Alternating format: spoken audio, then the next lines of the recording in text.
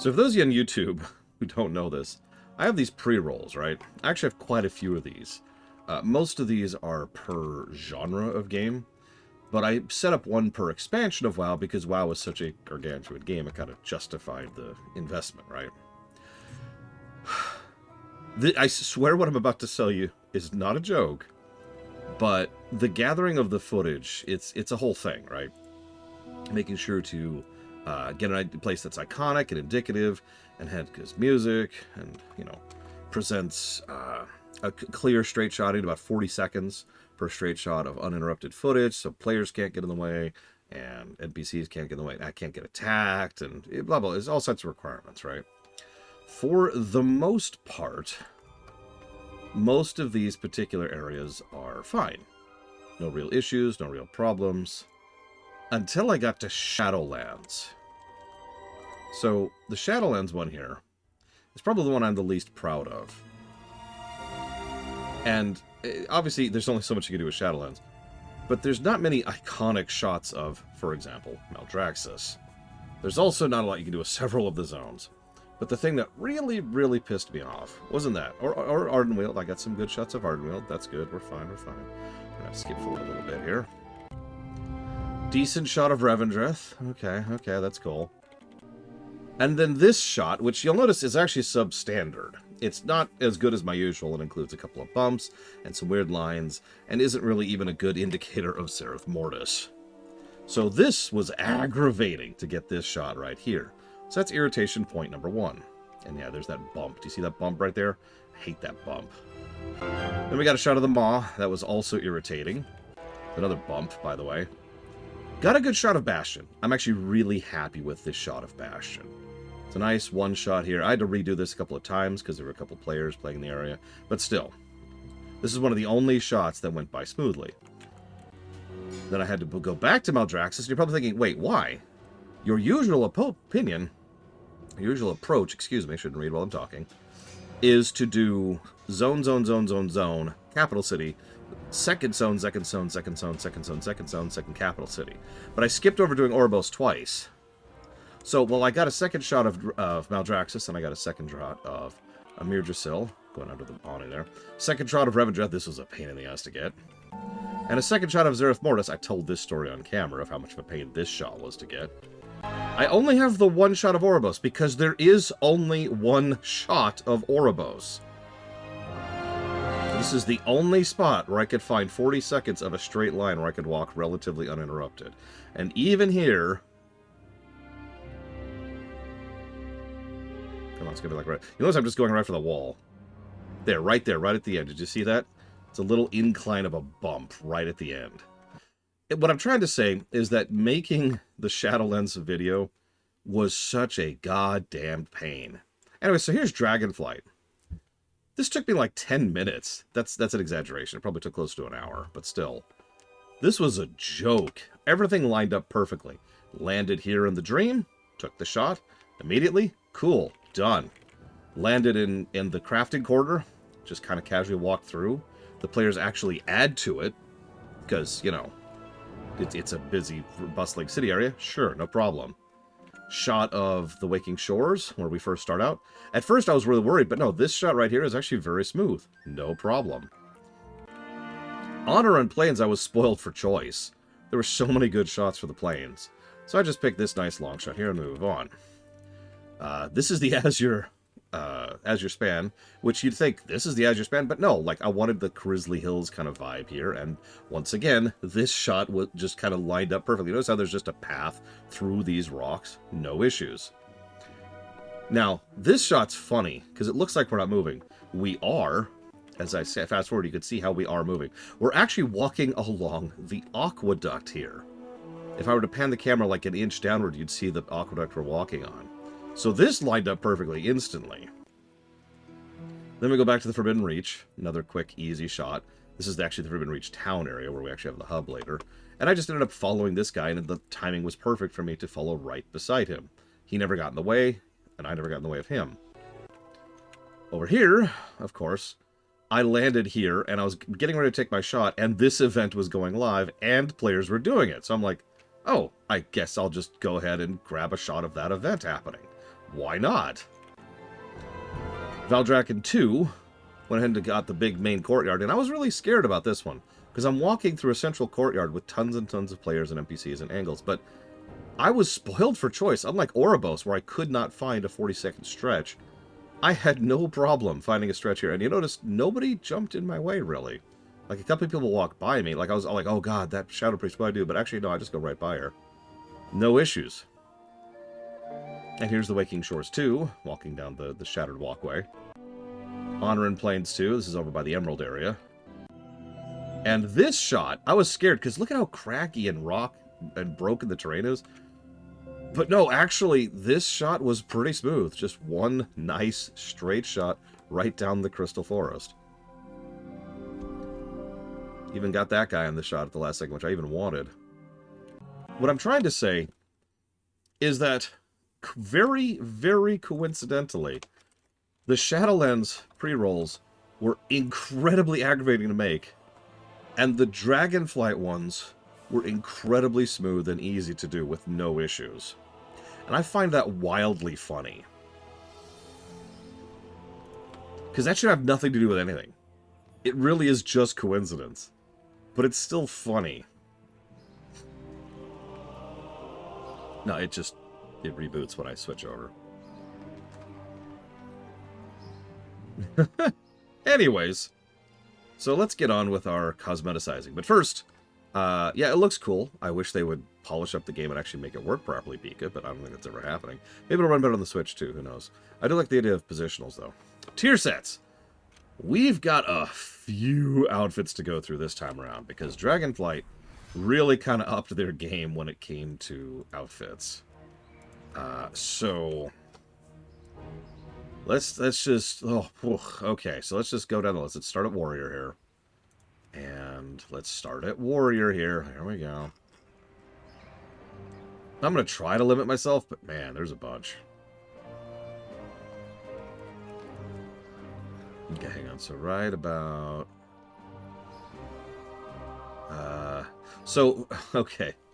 I've actually thought about this. I've decided, after some thought, I'm not going to include the trading post sets. But I'm going to include everything else. For example, this suit. This is a gray suit. I happen to really like this suit. Like, in all honesty. It's armor. It's straight up armor with padded cloth underneath and some basic breeches. Like, it's armor. I have actually thought about using this suit several times throughout the course of my career. And I've never quite got it, but he does actually have the suit. Yeah, this is an armor suit that wouldn't look amiss in something like Dark Souls. That reminds me, I need to look up Traveler's Post and Follower Dungeons. So, there's also different color variants of this suit, it's worth noting. But the one I was talking about is this one right here. Although, I should have several of that, but whatever. It says I don't. Like that right there? I'm with that. What is how do I not have this? It says Renown. I have Renown. I have every Renown capped. There should be no reason for that.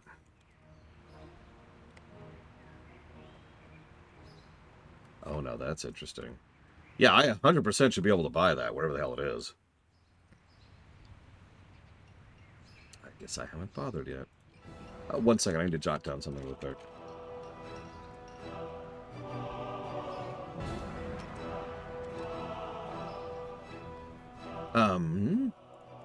Then we've got this. This is once again just one of the world suits.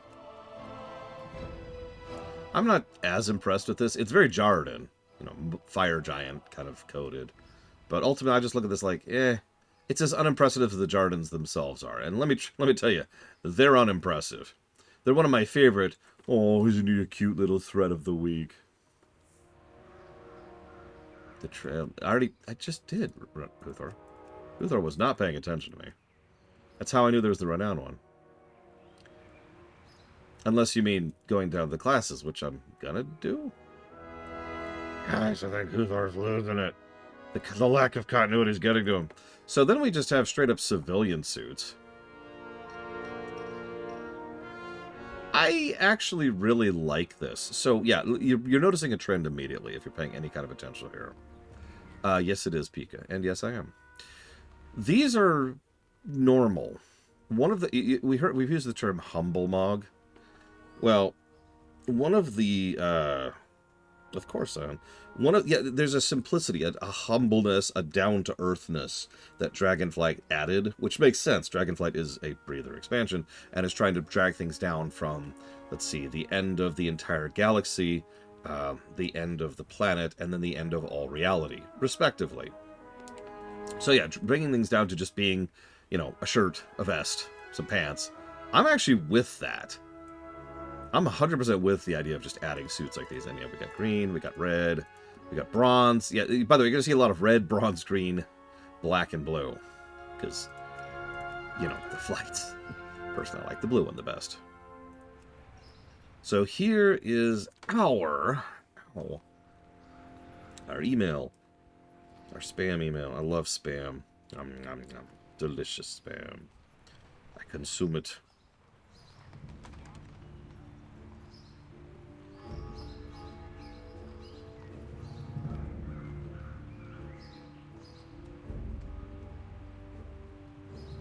So, is this...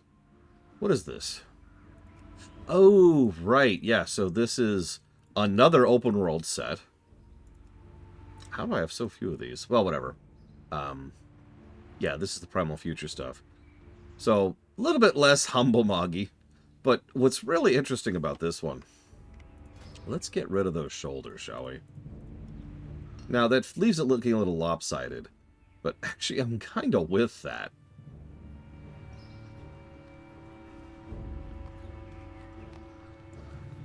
I especially am fond of that belt, as weird as that is a thing to say. And also, Dragonflight was when they really started going in on the pseudo cape thing. We'll be talking about that. Yeah, let's get rid of the cape. Hang on, let's reset this. Let's try with the shoulders, without the helmet. Okay, that's even better. I take it back. No. See, Sion, it's like Frostmourne, but kingier. Oh yeah, by the way, do you notice the texture resolution is much higher? Dragonflight was another of those under the hood texture size things. So yeah, I'm kind of with that actually. And with that, we now have to actually get to our first actual honest to god tier set, which is the first raid, the Vault of the Incarnates. So what I actually like about this one, so the Vault of the Incarnates is supposed to be an elementally raid, but it's all kind of rock themed, right? So we've got our LFR warrior, right? Very rock themed, like I just mentioned. I'm going to go ahead and admit, I unironically like this suit for what it is. I'm not sure I would use it on any of my characters, but if I wanted an earthy character, yeah. Normal switches it up. It's still kind of rock themed, but now it's like kind of metal, mineral, as opposed to stone kind of a vibe. Which then leads to... Whoop, too far. Heroic, which is now it's frost. And now you've got this whole frost vibe going on, and the ice and the glacier, and I'm completely with that. Which then, of course, leads to mythic, which is more the storm. You've got like the wind blasted thing, and we got the lightning and the water going. So, I unironically rather enjoy that suit, all four of them. Then we have this. You're going to see a lot of these. Shoulders, back, tabard, or shoulders back belt, or shoulders belt tabard. These are for the Drac. We're just going to ignore those right now. So, I like this suit. I'm just saying. Now, you're probably thinking, what? That suit looks terrible. Hang on one sec. Before you say that suit looks terrible, and I know what you're thinking, I know you hate me, and you hate everything. You hate the entire world, even.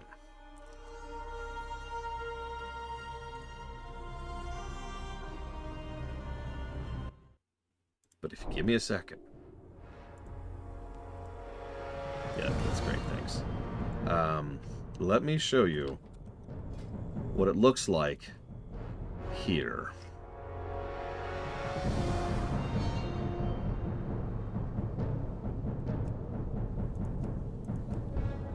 Oh, that's going to be different, isn't it? There we go. So when you're on someone where the shoulders aren't oversized, it looks like this. I rather like this. As I've mentioned many times, I like the T helmet I always have. And that's, I don't know, that's just sharp. Literally sharp, I suppose. There's actually quite a few color variants of this one. As usual, based on the different flights. Yeah, you can actually be a Dracthyr warrior now, so I can actually wear this. Which one's the Suffusion one? Ah, this one. Yeah, no, that is a really good color combo, and I especially like the red glow off of the tips of the spikes on the red one. That's, yeah. Anyways, switching back. Sorry. But I want to show that contrast really quick there. I happened to see that by coincidence earlier when I was setting up my actual transmog on my Dracthyr. My Evoker. Sorry, for the longest time, I've had this problem of calling Dracthyr and Evoker interchangeably. And, I mean, it's obvious why, but it's still kind of irritating, and I'm not really doing it on purpose. Anyways. There we go. So this set of Doom, I do like pretty much all of these colors. If I had a pick, though, of one I would like to get someday, it's this one. Which is the Infinite one, which I do actually want to go back and farm. Probably next expansion, I think. I will go ahead and make it a point to farm the Dawn of the Infinite. There's actually quite a few things I wanted there, including several mount appearances.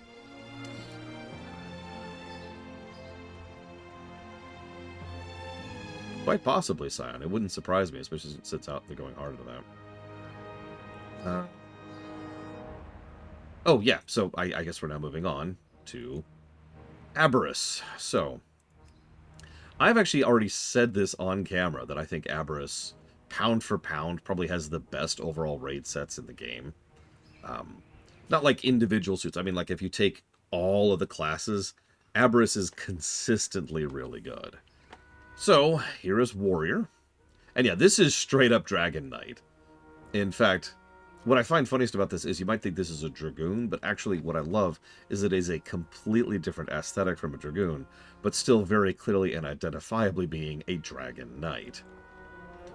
I especially love the helmet where the mouth, rather than just leaving the mouth open there, they've got that face guard thing, which just kind of adds to it. And I love the wings. I love the tassels that dangle. I love the belt. Did you even notice the dragon face on the belt? Like I said, they're playing with those new textures. We've got clawed boots, and of course we have those wonderful wings. This is what it looks like from the back. Not too shabby there either. Normal changes the color up to be a little bit more earthy, bronzy. Heroic, by contrast, looks absolutely goddamned amazing. If I was going to pick one of these, I'm probably going to go with Heroic, because look at it! Black, red, gold. You're going to see a decent number of black, red, gold motifs, by the way, throughout the course of this. Look at that. Look at that! Mythic is also very, very cool. Straight white, but I'm with it, you know me. You know, I love the white motif, and it's very cold. And we add these wonderful little runes in the wings, which you notice they're always there. You probably didn't actually notice that those runes were there. But on Mythic, they're a lot more obvious because they've got that glow effect going through them there. And that is very cool. Then there's the racing outfit. It's a racing outfit. I don't actually have much to add to it. I have the full Northrend Cup. I need to buy the Kalimdor Cup. I haven't had time. I haven't had time to do it. This came out of absolutely nowhere. I have no idea where this came from or why they just suddenly decided to add this, but if you ever wanted to play a mage, this is a mage. This is basically tier 1 mage, except a much higher res version of it. And there's the Time Rift armor. This is all repeat stuff. We're just going to move past that. There's some more Time Rift armor. Again, it's recolors of previous stuff. That's a pre-purchase. So, then we have this suit. This is our last overworld suit. This is our plate overworld. It looks more or less exactly what it sounds like. It's very on theme. We've got, like, the winter one. There's the autumn one. There's, I believe this is summer, and this one is spring. I admit I'm not a huge fan of this. I get the motif. Again, they're going with the idea of bark. Nice, thick chunks of bark for the plate suit. If we eject the helmet from it, I do think it's a little bit improved over here. Which I say about a lot of sets in this game. Not as big of a fan of this one as I could be from some other ones. We'll show off some others as we go. And then we have a Mirdrasil. Now, call me crazy, this one grew on me. It's a frickin' Fire Emblem heavy, right? It's a giant chunk of armor. Like, everything about this looks like someone just slapped a bunch of metal on something. Yeah, it's very, very chunky. It's got these chains going on. Like, literally, your belt is belted on. There's a shield, which is literally chain belted to your gauntlets. The chunks of the shoulders are actually belted on there, too. Yeah, chong, chong, kong, kong, kong. It's very chonk, and I'm actually kind of with it. By the way, this is the LFR version. Normal brings it into this kind of raw, smoke, black, soot iron, and really helps with the flame motif coming out of the shoulders. That looks pretty freaking awesome for normal. Heroic is weird, because this kind of brings in the coppery motif, kind of a bronze look, which is certainly a strange choice for Heroic. But this is when you're just straight up on fire. You're just on fire now. Literally, the metal, if you can see it, pay attention there, it's actually glowing. And so you're just kind of melting inside your own armor, which is very on theme for what they're doing in Emil Drasil. Yeah, this looks like you just came out of the forge. But I'm still kind of with it. It still kind of fits the motif. And yeah, exactly, Captain Zeus. There's definitely some Deathwing vibes going on here. And of course, it retains that chonky vibe. In fact, you're going to make fun of me. But you see this guy over here? Fireman from Mega Man 1? This is the high-res version of Fireman from Mega Man 1. It's even the same color scheme. I do actually kind of want to go back and farm specifically that, the normal version. That is solid. I want that. I want that right there. So that's Warrior. And I think the rest of this is... So that, well, actually, technically, Gilnean is in Dragonflight, I'm pretty sure. It's dorky. Plunder Lord technically counts. That's trailer. And then, yeah, and then we get up to the new stuff. So, this is... I'm going to be a little bit... I'm probably going to get some haggles for this. I think this is some of the best offerings we've seen for Warrior, specifically, ever. This is really, really good. Let's move down to Paladin. So we're going to see some repeats. For example, this is just the same. This is just the same. This is just the same. This is just the same. Cool. Let's look at our vault gear. So, once again, rock, right? I know at least one other person who feels exactly that way, Scion. I don't like the helm. Like, I don't really like the T-helm, but it doesn't quite work here. The gemstone, the idea to go into gemstones was a good move to differentiate it from the rocks of Warrior. Gems versus rocks, that kind of fits, right? And that's always been the Paladin motif going as far back as BC, so cool, I'm with that. But something about it just does not work for me. Not as well. Oops, I skipped over. And now it's the same general colors. We've got rock, we've got metal, we've got winter, and then we've got storm. Having said that, I think if we get rid of that helmet, yeah, that works a lot better. I didn't realize that was part of the shoulders, that encasement around the head. So that actually does work a lot better than, it does otherwise. Still not as much of a fan, but it's still, we're okay. That's the same, that's the same. So then there's Aberrus. I'm not really joking when I say that Aberrus might, pound for pound, be the best looking raid we have ever seen in terms of sets. So here's your LFR, and God, it just goes hard. Look at it for a second. We've got the big dragon on the chest piece. We've got...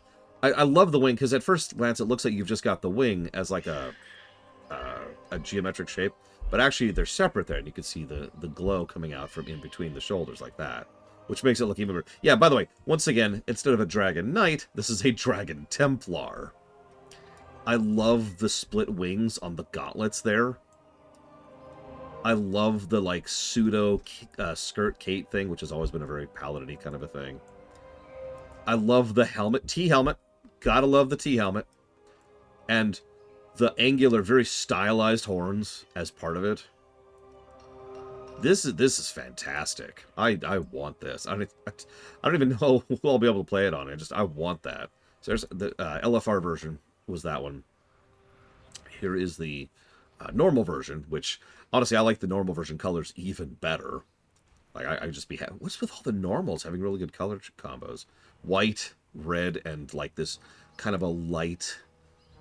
I don't know, like bronzy gold? It's not quite gold. Behold. Heroic? Oh, okay. So this is the Templar. This is the Inquisitor. This is the... Alright, you have gained my ire for all the wrong reasons. Now we're going to talk about this suit. Jesus. And then we've got Mythic. Oh, I like that. Oh, I like that. Look at that. Yep, silver and purple. Extremely regal. The gems are even sharper and more glowy than before, too. So you see the gem kind of glowing from beyond the shoulders there. I like normal and mythic, but man, those are both fantastic. No, that's Bahamut. That is the Bahamut Knight. The Bahamut Templar. Or, like, the aspirant of Bahamut. Something like that. That's... Oh, that looks fascinating. That... Okay, so... I just realized I did something. Okay. So these are the same. These are the same. That's the same. That's the same. That's the same. That's the same, which just leaves a Mirdrasil. Okay, so... I don't know what they were going for here. Like, it's not bad, and it's one of those things where I'm like, huh? But when I start to process it, I'm kind of with it a bit more.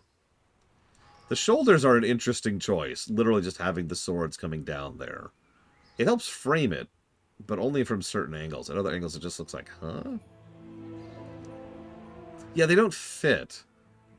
The helmet is actually... Like, at first I thought I didn't like the helmet, but after a few seconds really looking at it and seeing it at different angles, I really like that helmet. And once again, we got the T-helm, or Y-helm, or whatever you want to call it. It's the Boba Fett helm. I don't know what you want from me. And, of course, we got some nice regal colors here. I have a piece of that. That's interesting. Here's, of course, the actual regal color. I told you this would be showing up a bunch. Yeah, that helmet is literally cooler than the Crown of Wills. Red, gold, black. Always a great choice. I mean, just look at that.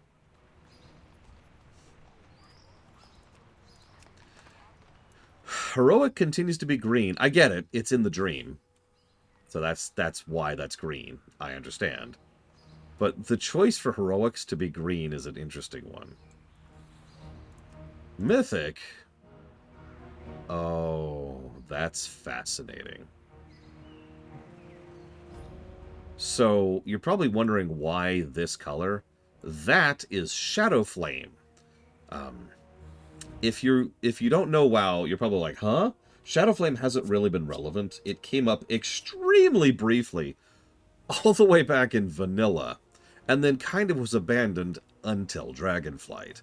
But you know how WoW really likes its color coordination, its color theming? That's what Shadow Flame looks like. So we have it's even in the helmet, if you look right there, see? So, yeah, that is our Shadow Flame suit. I actually do like that, unironically. I could see that. In fact, actually, if you give me a moment here, well, let's see something very, very, very quickly. No, I will not, Scion. Just like I didn't cover any of the other legendaries. It's even harder in this case because I've never done those legendaries. I've never gotten them to drop.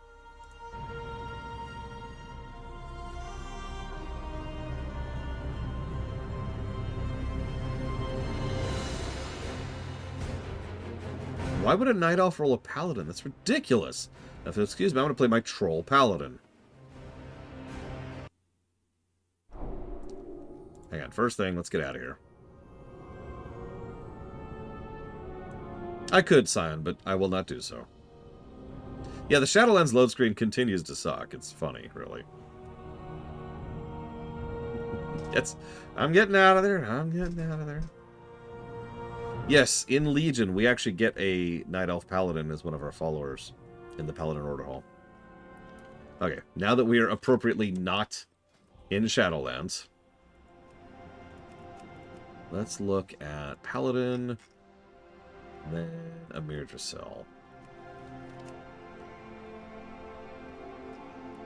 I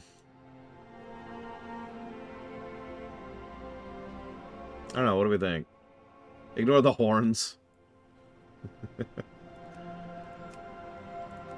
That's kind of solid on a Night Elf, actually. Although, ironically, that looks Fel instead of Dream, but whatever.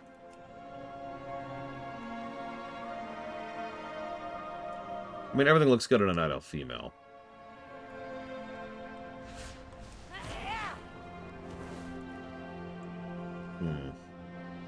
I don't know.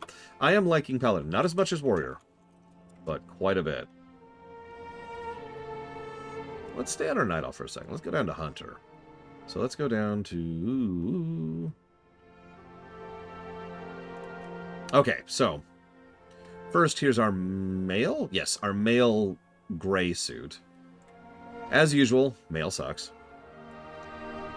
But actually, I kind of like the scale approach. If it wasn't for the helmet... I think the helmet's the only thing I don't care for there. Ignore the horns. I think the actual scale mail itself works for me. You know what? Hang on, I have an idea.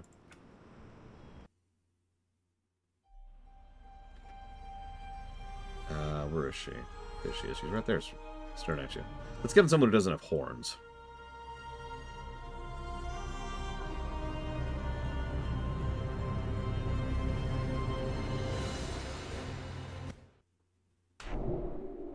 Oh, Jesus. Oh, Jesus. Hey, we're even in Stormwind. Perfect. Just think Zyngin is, like, right here right now, being like, what are you doing here, Zadreed? Ah, you know. Showing off some suits. Let's go back up to Hunter.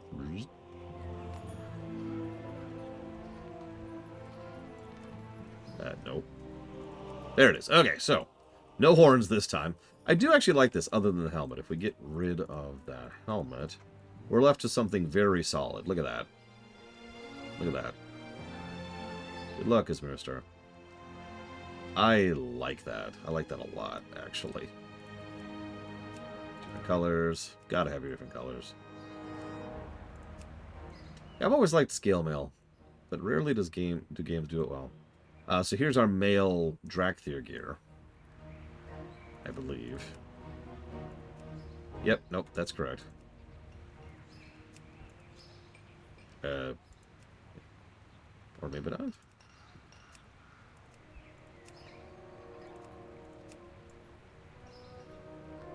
This is actually the suit I have on my Drakthir. We'll look at that more in a minute. So here's the Centaur outfit. Oh, that makes sense. This is actually what I meant to say instead of the Jarden. We have the Jarden suit for plate, and we have the Centaur suit for male. I kind of like that, actually. It's not great, but, like, the usage of the feathers works for me. It does look very Centaur.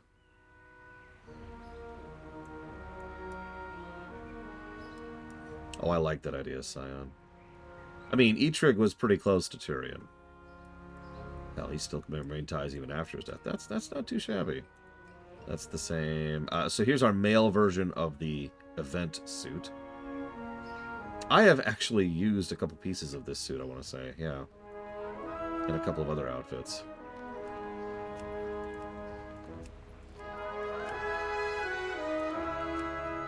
Yeah, I like the leggings. It's very barbarian-y. I think that's what I'm going to go on. Get to. Ah! Well, thank you, All Day Griffin, for the sub, for the Prime sub. You are absolutely doing that right. If you give me a second, I have to write that down.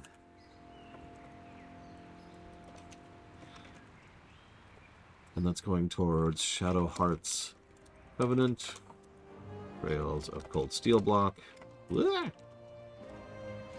Xenogears. You got it. Thank you again. I hope you're enjoying the WoW block. Now that we're finally out of Shadowlands. Oh my god. So here's our Volt suit. It's, fine, I guess. It's the same general color motif, but now it's all crystally in a way that kind of looks like it's supposed to probably look like feathers, but it I don't know, it doesn't quite work. The giant dragon helm doesn't quite work for me, but I actually like what they do with the face in it. I don't know, not bad, I think is what I'm going to call that. Of course, same colors, frost, and then wind for the final one. Not bad. Not the best, but not bad. Mortal attire, Cavern Dweller's gear, which I think is a little bit different now. Yes, so this is our male version of the Cavern Dweller's gear. I really, really like this suit, if it's not obvious. I like this suit. I have the whole damn thing. Yeah, the skirt looks fantastic. I think this is when they started really going into the skirt outfit concept. I love the boots. I love the skirt. I love the belt. I love what they do with the gauntlets. I love the shoulders. I love the wings. I love the helmet, which is actually just like 3 spikes, 1 down the middle and 2 on the sides. Just... no, that is solid. I will actually probably go back and adjust some of my male outfits to kind of include either parts of or all of the suit, because that is very cool looking. And there's the Suffusion version. Oh, not that one. There it is. Which looks even... it's the regal look, right? It's the gold, red, and black. Look at that. Look at that. That is fantastic.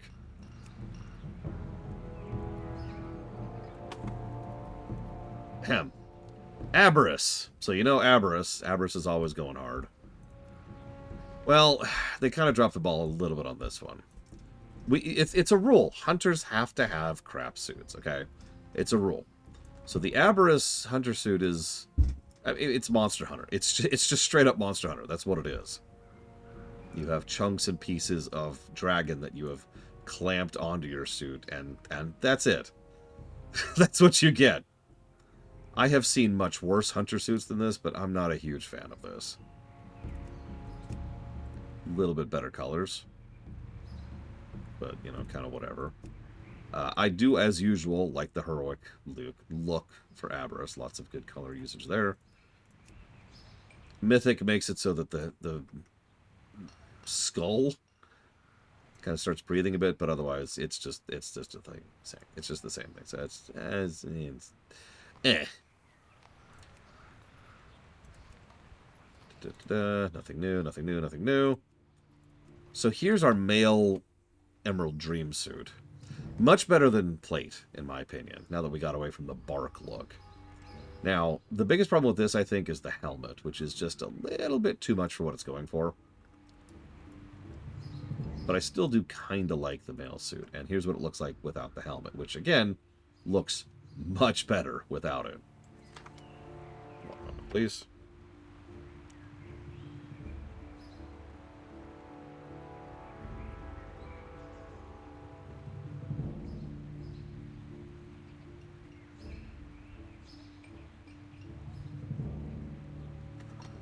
Yeah, the winter one, which yeah. So this is the winter one.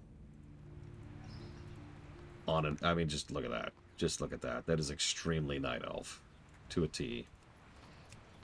Autumn looks pretty legit too. I actually really want to get the Autumn drop on of several of these on several characters. And of course, spring. Gotta have spring. So Amir Giselle, last one. So as usual, hunters can't have good things. Yet they were going for like a flame dragon thing. But like, why?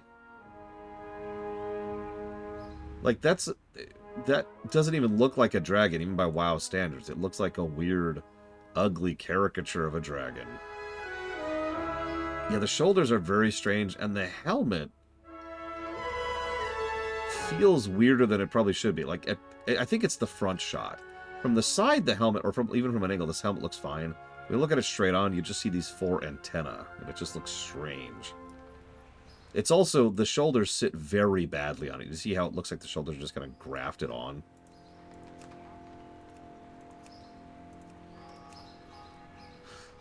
Poor hunters. Void hunters. Yeah, so, not a huge fan of hunter. We're just going to skip over that. Next up, rouge. And also leather. I do like the leggings. I like a lot of the leggings in this. So we've got... Hang on. Tuskar battle gear, which is leather. Love it. No, I actually do unironically love this. Without hesitation. It's a furry suit. Thanks, Internet, for ruining that phrase. It is a fur-lined suit. It's a suit you wear when you're going someplace cold. I'm actually completely and unironically with it. It's another good example of a decent humble mog. And it's the kind of thing that I can believe existing in real life. Not even that many decorations, just a few tusks here and there.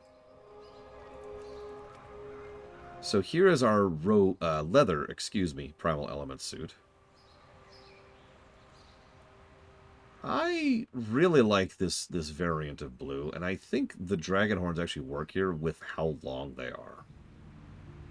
Like these wonderfully long things there. I also like the belt, which is actually pretty simple at first glance. It's just the belt with the spikes there. I like the glowing claws, and like I said, I love that horn in the back. That is actually pretty solid. And the special horns in the back. So this is actually a cool thing. A lot of people forget that most of where you see your character is from the back. So whoever designed this suit realized that and made it so that we can see those highlights on the belt, on the boots, from the back. Because you remember, you can't even see them on the front, not really. So then we have the vault. The vault is...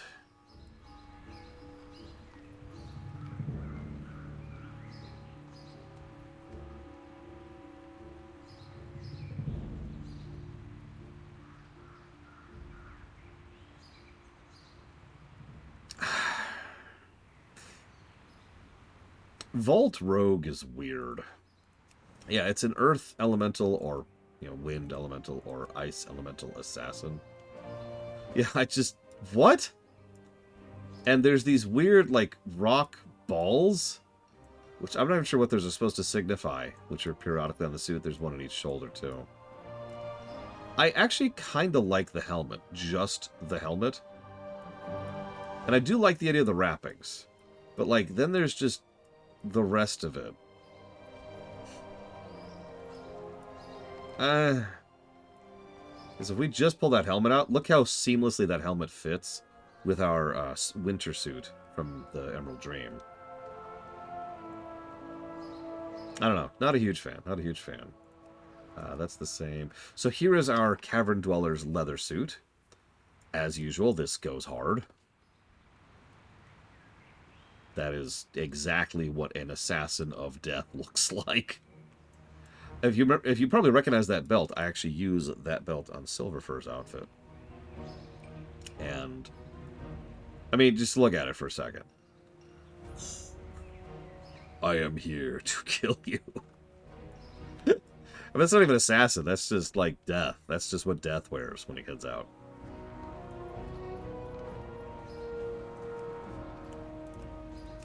So, I know some people who like this and some people who don't.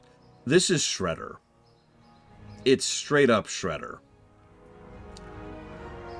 Like, the only thing missing is the claws on the hands, which is covered by something else. It's this pseudo-samurai-looking thing, which is a strange pick for Rogue. And we definitely have the spikiness of it, especially in the shoulders and in the helmet, which has the same general stylings as the Shredder. I also like the belt, as I often do, and the boots. But holy crap, it's the Shredder. Normal makes it a little bit different color. Heroic, as usual, looks like the Agent of Death. This is the darker, edgier Shredder from the 90s.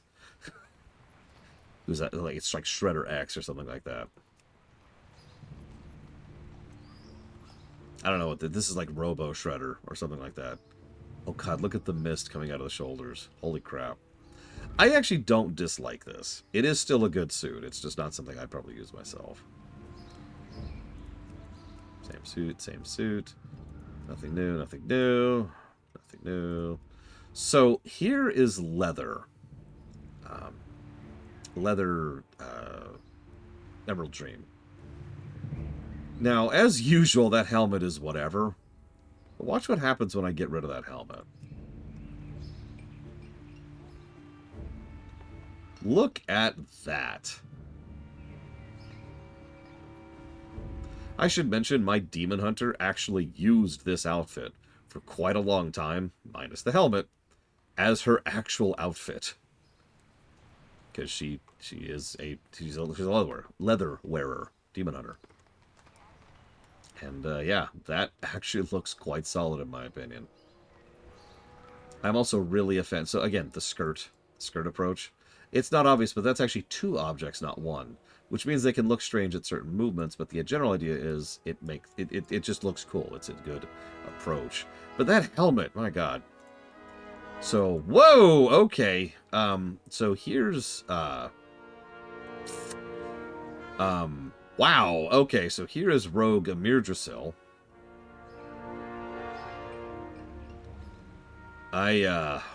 Okay, so, alright. We've got some alchemy. Yep, okay. Jesus Christ. So there's the Death Mask. Yeah, this looks like an Inquisitor. Death Mask with spikes, and then more spikes, and then more spikes. Yeah, this looks terrifying. Jesus.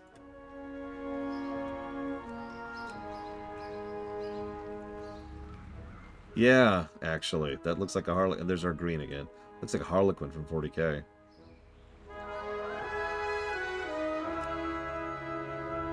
Yep, there's just the blood. Just blood pouring off the Harlequin. What were you saying, Loke? I couldn't hear you over the giant red blood pouring off the spikes and the gold mask. Oh my god. Oh, the mask is actually different, I think. Nope, I'm wrong. I'm an idiot. Never mind, ignore me. Yeah, the gold mask is such a perfect fit for that. God, that's horrifying. This is for our eventual villain arc right here.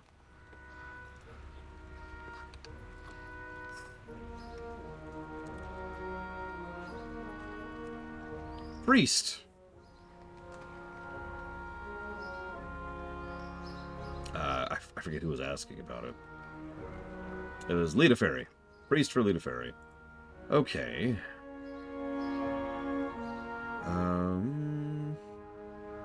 Find my place here. So here's our cloth and our last gray gear you just find out in the world. I'm not as big a fan of this as I am the others, but once again, it's trying to bring things down to relatively simple, right? Just a suit. It's just a robe with a couple of little extra things on the shoulders. Nice little shawl and a belt. Nice, simple. I'm with it. There's our Titan Keeper. I'm not even sure what this is from. What is this from? Oh, this is, yeah, this is that suit. Okay, that makes perfect sense. Not terrible. I'm with it. I'm with it. Oh, that looks cool. Of course, I have none of this. Oh, that's Professions. That's why. There's the Renowned one. I rather like that Professions one, actually. So here... yes. So, here's our Primal Elements cloth. Can I just say, these shoulders kind of go hard. I actually rather like this. I like the face mask. I like the horns. I like the shoulders. I like the belt. I like the cloak. Yeah, this is Cloth Primalist, and yeah, I'm kind of with that. Yeah, there's your Burning Inquisitor of Death. There's a lot of Inquisitors in Dragonflight. I'm starting to wonder here a little bit. But all that's legit. So let's look at Priest. Oh, that's strange. Okay, okay. I'm not against it. It's doing a better job than the last few Vault suits have been doing. I am especially fond of the helmet. I think the helmet works quite well there. And the draperies, the multiple draperies on the shoulders, that's a nice touch. Yeah, there's your Earth Elemental Priest, there's your Metal Priest. That's literally. Frost Priest. And Storm Priest. I think I kind of like this one best. The extra burning on the drapes, whatever those are, kind of helps, you know. Behold. No, that's legit. I like that. I like that. Let's see. So here's our last of the Cavern Dwellers again. Cloth Cavern Dwellers. Try to be shocked, just like all the other Cavern Dwellers. It's really, really good. Same general motif. Wings, flames, the color motifs. You get it. Look at that. Look at that. Oh, yeah, no, that's some good stuff. So Aberrus has been going hard pretty consistently. Holy crap. Do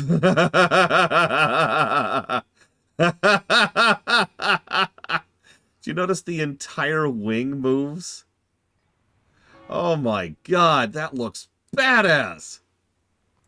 Look at that. I don't even know where to start. Yeah, you're straight up the angel from Diablo 3. Look at that. Look at that. It's even got clasps underneath. There's so many details there. I'm soaking it up. This is what Kyrian armor should have looked like. Jesus. That is crazy. God, I've decided to become a priest main. Oh god, look at the normal colors. Oh my god. Gold, red, black, white. Jesus. And this is when you've just stopped screwing around, and you're just gonna get your kill on. And this is when you've given into the void, apparently, as your Shadow Priest suit. Holy crap.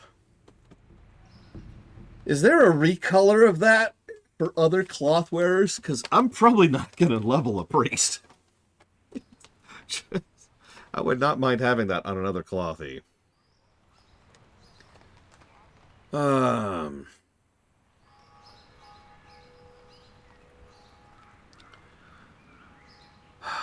Priest is the obvious answer, Scion, ironically, given what we're looking at right now.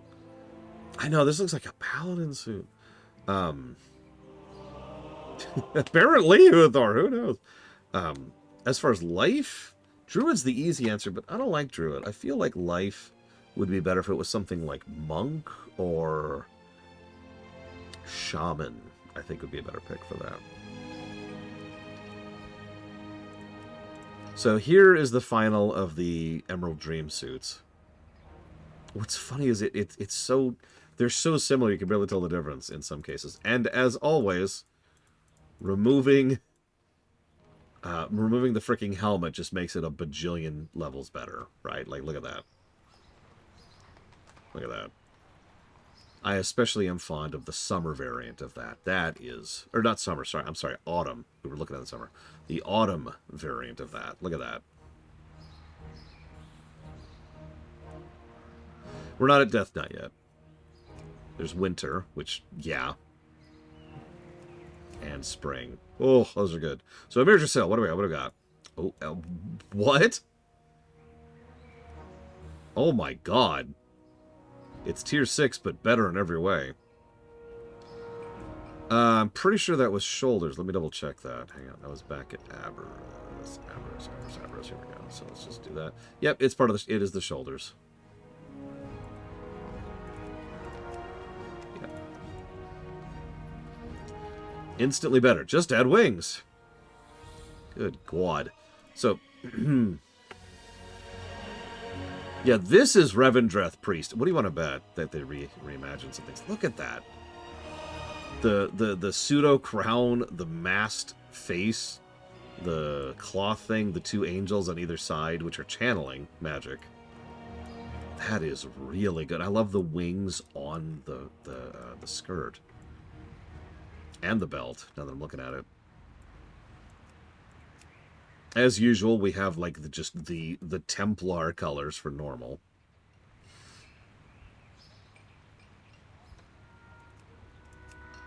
And dream colors. And once again, Shadow Priest. Oh my god, look, that's just straight up shadow magic. That's what they're doing. That is just what they're doing. Holy crap. And yeah, you could also see that for a Kirin Tor. This could be Arcane-y. Oh yeah. They're spewing energy out into the void there. Jesus. The Revendreth Priest, which is going to be down here somewhere. Is this one, I think? Or this one?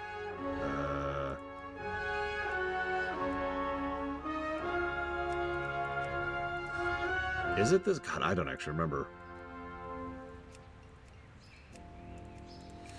I'm not sure.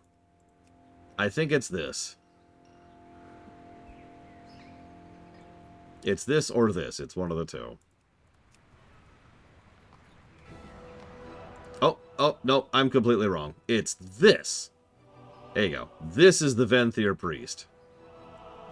Sorry, there's so much Covenant gear. And by priest, I mean cloth, because there was no class stuff until Sepulchre.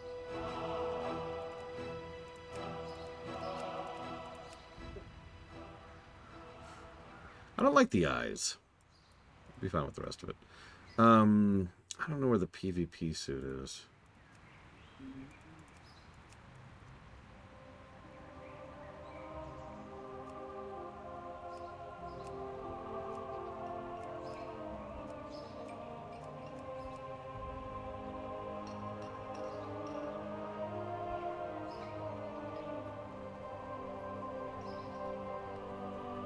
In fact, I don't see any PvP stuff here.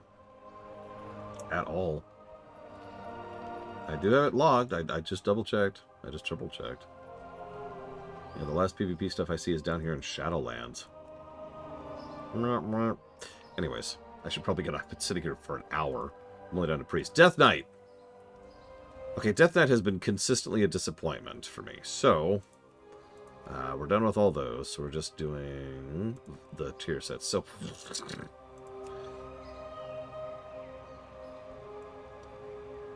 What? Like, I get the rocky vibe. The rock vibe. The metal vibe. But, like... What's going on with the face shoulders? And why are the horns 1,000 miles, slight exaggeration, above the helmet? Like, I like long horns, but that is a little ridiculous.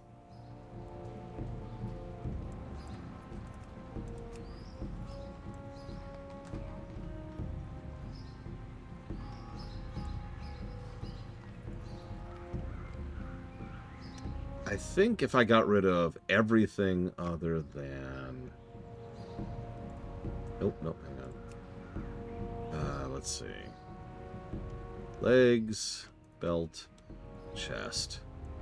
I'm with that right there. Legs, belt, and chest.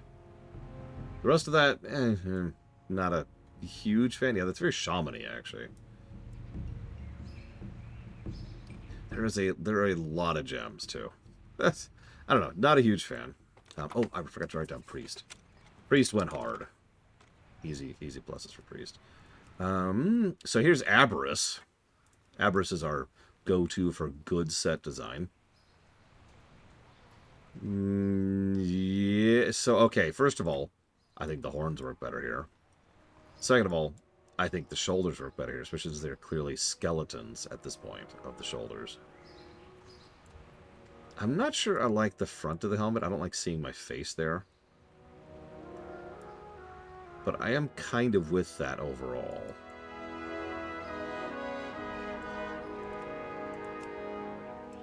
The cold look is fine. A little bit too bright for my look. That is straight up a Blood Death Knight. Just 2 AT. And yeah, our usual Void look for the Mythic. That's not bad. I have seen better, but I've seen a lot worse. And I think that's decent. Continuing Aberyst's streak of being better than everything else. And that just leaves... Oh, yeah. So I hate this suit. Like, I will never get any of these pieces. So, we've got the skulls, which are bleeding out on the shoes. We've got spikes coming out of the hands, which are actually bleeding our blood. It looks like they're coming out of us. We've got spikes pouring out blood all over the place on our shoulders. Spikes coming out of the helmet, of course, and my personal favorite, the helmet, the face mask, which looks like spikes are coming out of our forehead. This is Revendreth.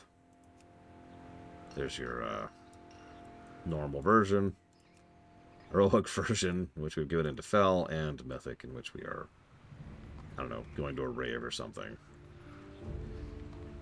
Moving on. Shaman. Let's see.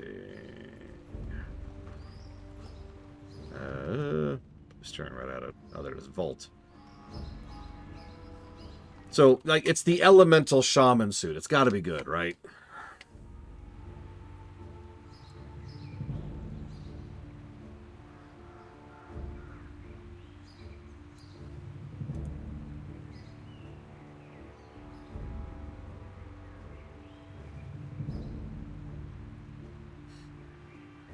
That is nice looking.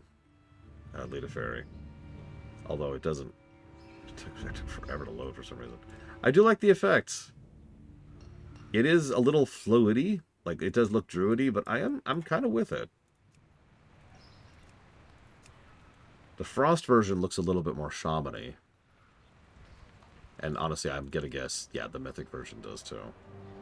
I'm kind of with that. It's probably one of the better of the Vault suits we've seen so far. This and Warrior are the only two Vault suits that have really worked for me.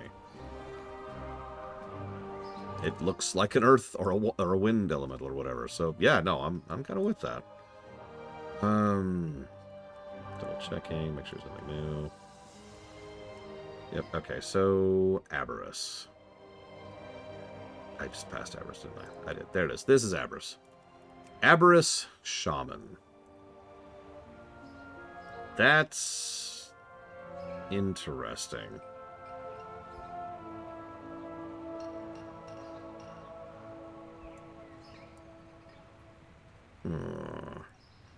I don't like the helmet.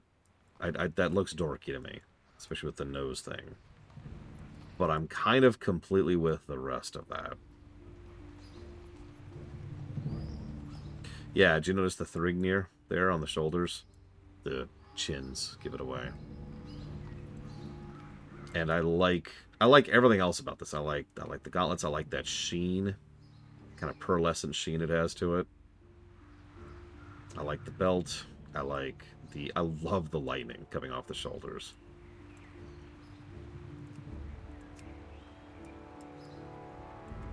Normal colors, heroic colors, mythic colors. Nothing really new. Breathing that same gas that we were back on, what was that, Death Knight, too. I do like the addition of the lightning on the horns there. Yeah, the brown is kind of a strange choice for that. I think my favorite color for this is either normal or heroic. I feel like if I was going for it, I'd go with normal. I feel like that's what I do here. Let me see that without the helmet. There we go. Just like that, right there. That I could see. Oh, I didn't even get a chance to notice the scarf thing. That's really cool. Do you see that? Kind of slanted back, kind of scaly, furry kind of looking thing. That's pretty solid. Other than the helmet. And then a Mirdrasil. Oh my god, we have straight up wolves. Wolves. Wow. So it's very... This is actually very furry. Unironically, we've just got fur everywhere.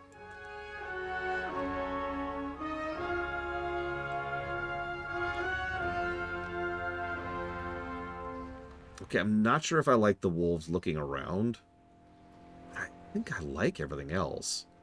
Like, the helmet having the extended impression of jaws without actually being jaws works better for me. I like the ghost ears going up top. I like the spike coming down, helping to accent our face. I like how we're cast a little bit into shadow, but not super much. I like the fur on the belt, the glow coming out of the eyes of the wolf head on our belt, and the chains dangling from it. I like that, unironically. And without asterisks, for once. Normal version, which is a little bit different. Heroic, which is blue, dot'em D, dot'em die. And Mythic, which is when we get to it. Honestly, I feel like I like the LFR colors there best. Look at that. Alright. Weird, but I'm with it. Mage. Alright, Mage. What you got?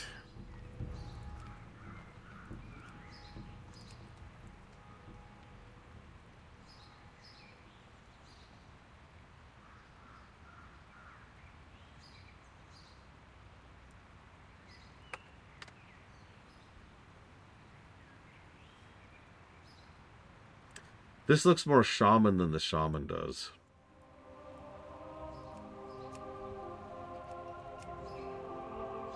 Especially the frost version. Look at that.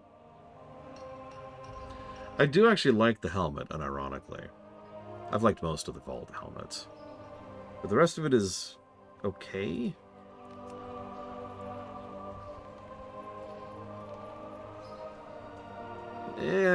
Not a huge fan.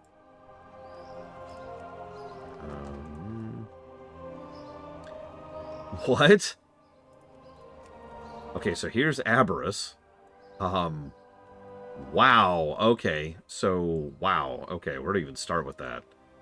Alright, so we've got the belt. Which, yeah, very, very arcane, crystal glowy belt with like, very stylized dragon helmet there. I don't like the bagginess of the pants here. Usually that works for me, but, like, it doesn't work there. I know those are supposed to be wings, but that just looks like they're baggy. The feathers, the crystals that look like feathers coming out of the shoulders, which reminds me of the Phoenix set back in Cataclysm. The helmet kind of goes hard. Like, that's the perfect combo of soft and sharp in terms of aesthetic style. Because we got the very sharp crystal right there on top, and we've got the spikes, but then it's all kind of curved backwards, making it look like it's flowing. That's not too shabby. And there's our normal version of the suit, which, yeah, golden mage of the Inquisition. It's always an Inquisition. Whoops, I didn't mean to skip Heroic. There's Heroic. Yeah, so Heroic is, as usual, the regal colors.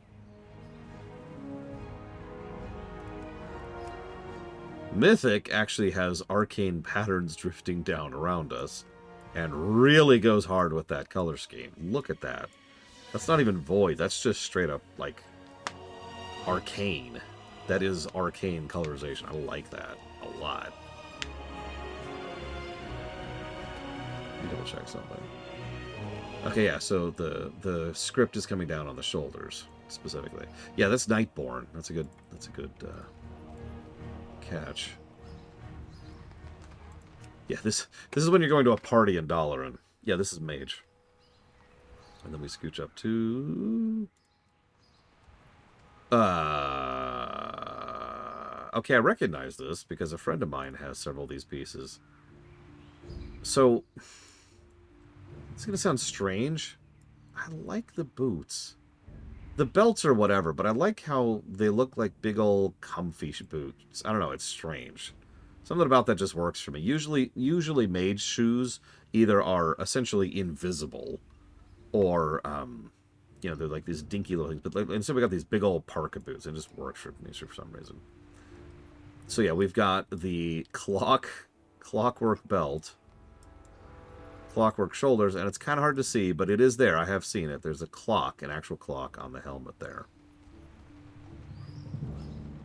Do you notice the pendulum on the shoulders as well? This is not the first time mage has been associated with time. I'm not sure why that's coming out for a Mudra, but whatever. It's very quirky, and I'm with having the occasional quirky suit. Oh, I like that color combo. That's a good kind of basic mage color combo. Oh, that's an interesting color combo.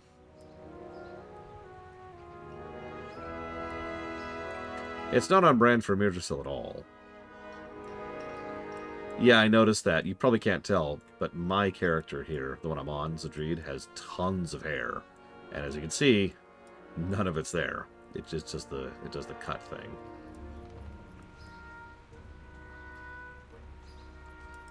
Not bad. I've seen better, but not bad. Warlock. Okay, I almost never like Warlock suits. So let's see what we got.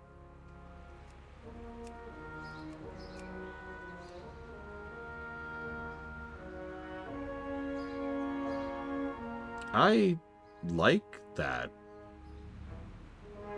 What the hell? So, I like the spikes.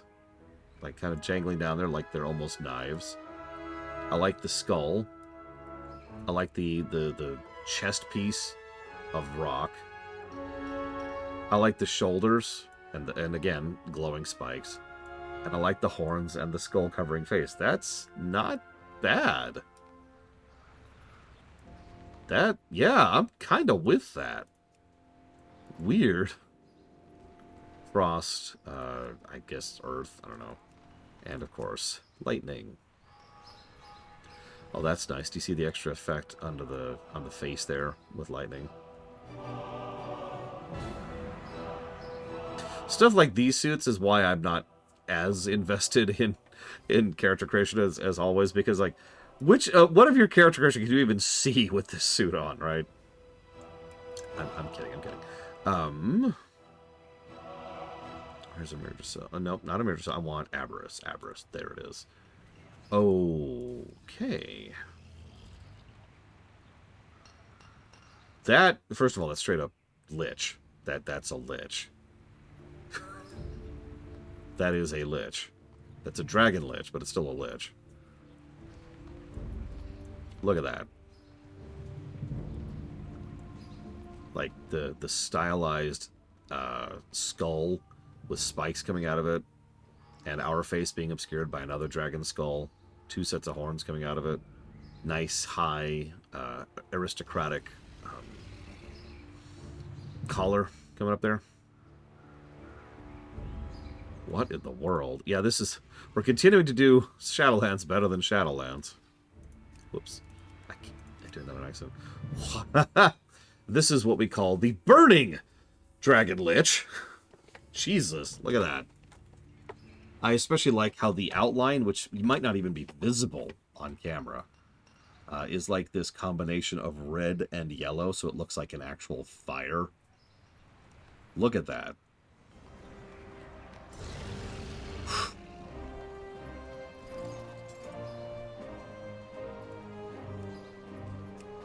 And then Mythic, which is, you know, purple. A lot of purple in Aberrus. It's strange. That's pretty good.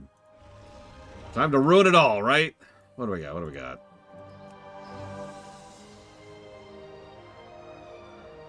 Warlock.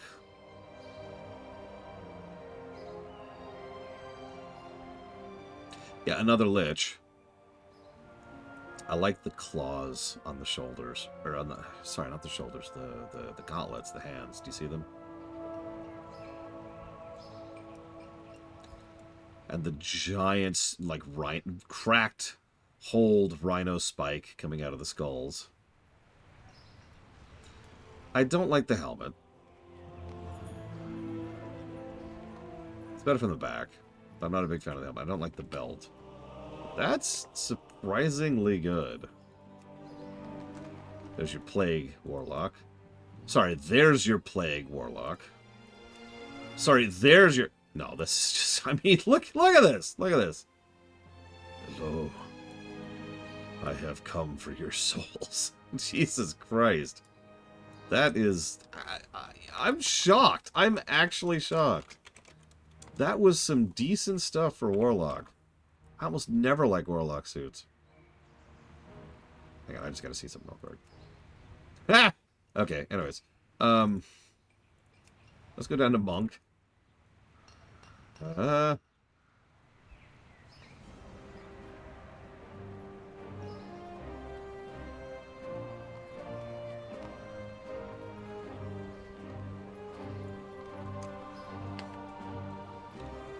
I think I like that one. The stones on the wrappings work better than just stones by itself. And yeah, I like the gemstone beads, because those giant beads are a really common thing for monk suits. I love the helmet, unabashedly. I've liked a lot of the Vault helmets, ironically. It's even got, you see, it's even got the bandana wrapped around the helmet. Do you see that? It dangles there. Yeah, the wrappings plus stone works better as an aesthetic than I would think. It's not perfect, but I'm kind of with that.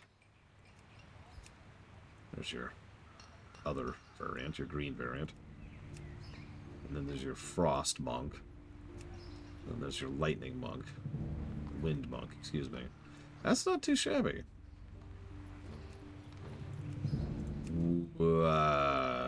Huh?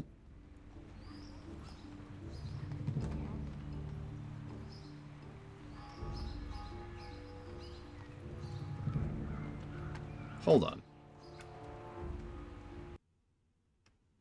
I have a really weird suspicion. Give me 1 second.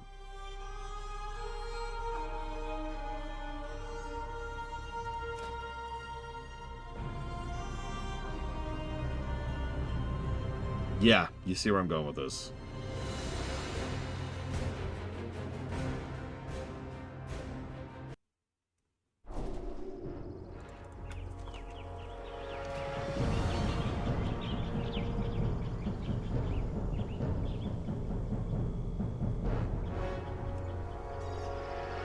Yeah, okay, so you see how it flows a lot more smoothly on a Pandaren?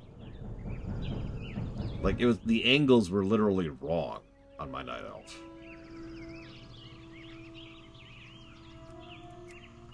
I'm still not a huge fan of the hat, but the rest of that kind of fits. It is a dragon monk. Right down to having the giant dragon helm, stylized dragon gauntlets to punch people with. What is going on with that helmet? Oh, come on. It's literally Jade Serpent at that point. Look at that. Look at that. I even really actually like the belt there. The infinity symbol with the jade spikes coming out of it.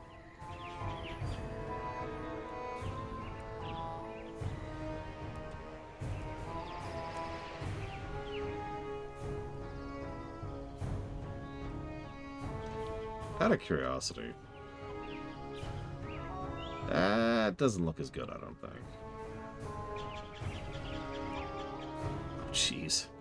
Well, we'll get to the red crane suit in just a second, because apparently we get the red crane suit in Amir Giselle for some reason.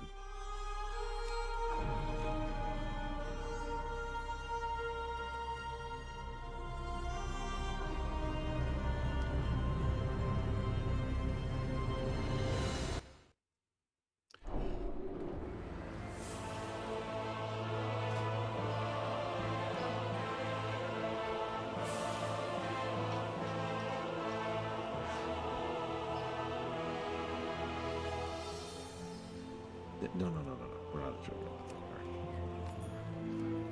Yeah, because those curves more or less look wrong there. I don't know. So, Amir Giselle. That...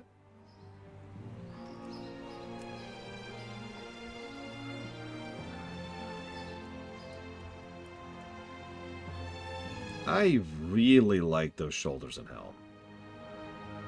The red crane, the feathers, the very stylized, long feathers coming down on both the shoulders and the helm, kind of complementing each other, both of them kind of forming a triangle as you look back like this. That is some interesting comment. Of course, we have very stylized Pendar and cloak.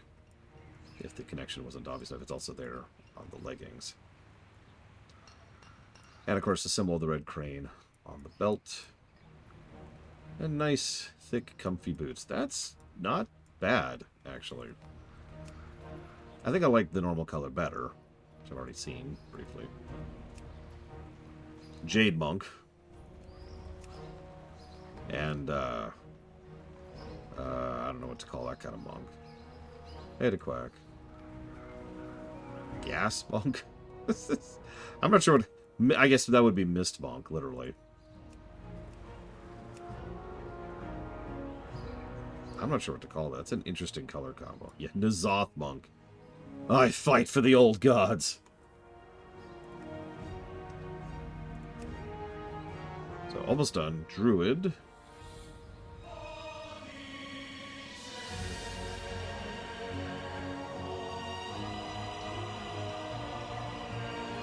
I do actually like that.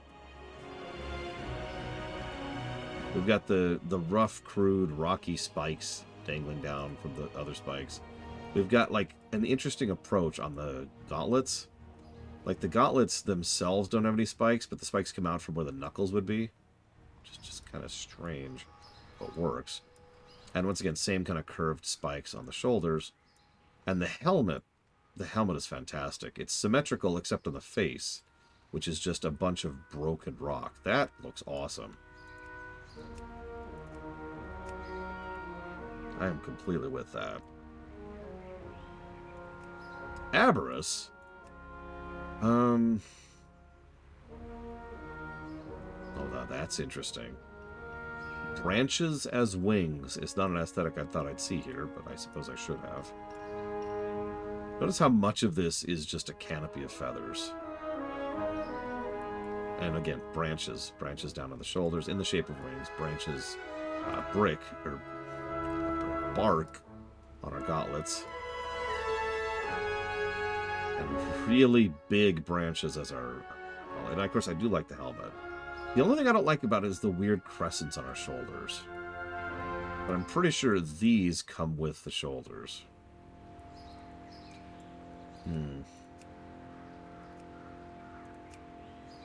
Oh my god. So there's your Nightmare Druid right there.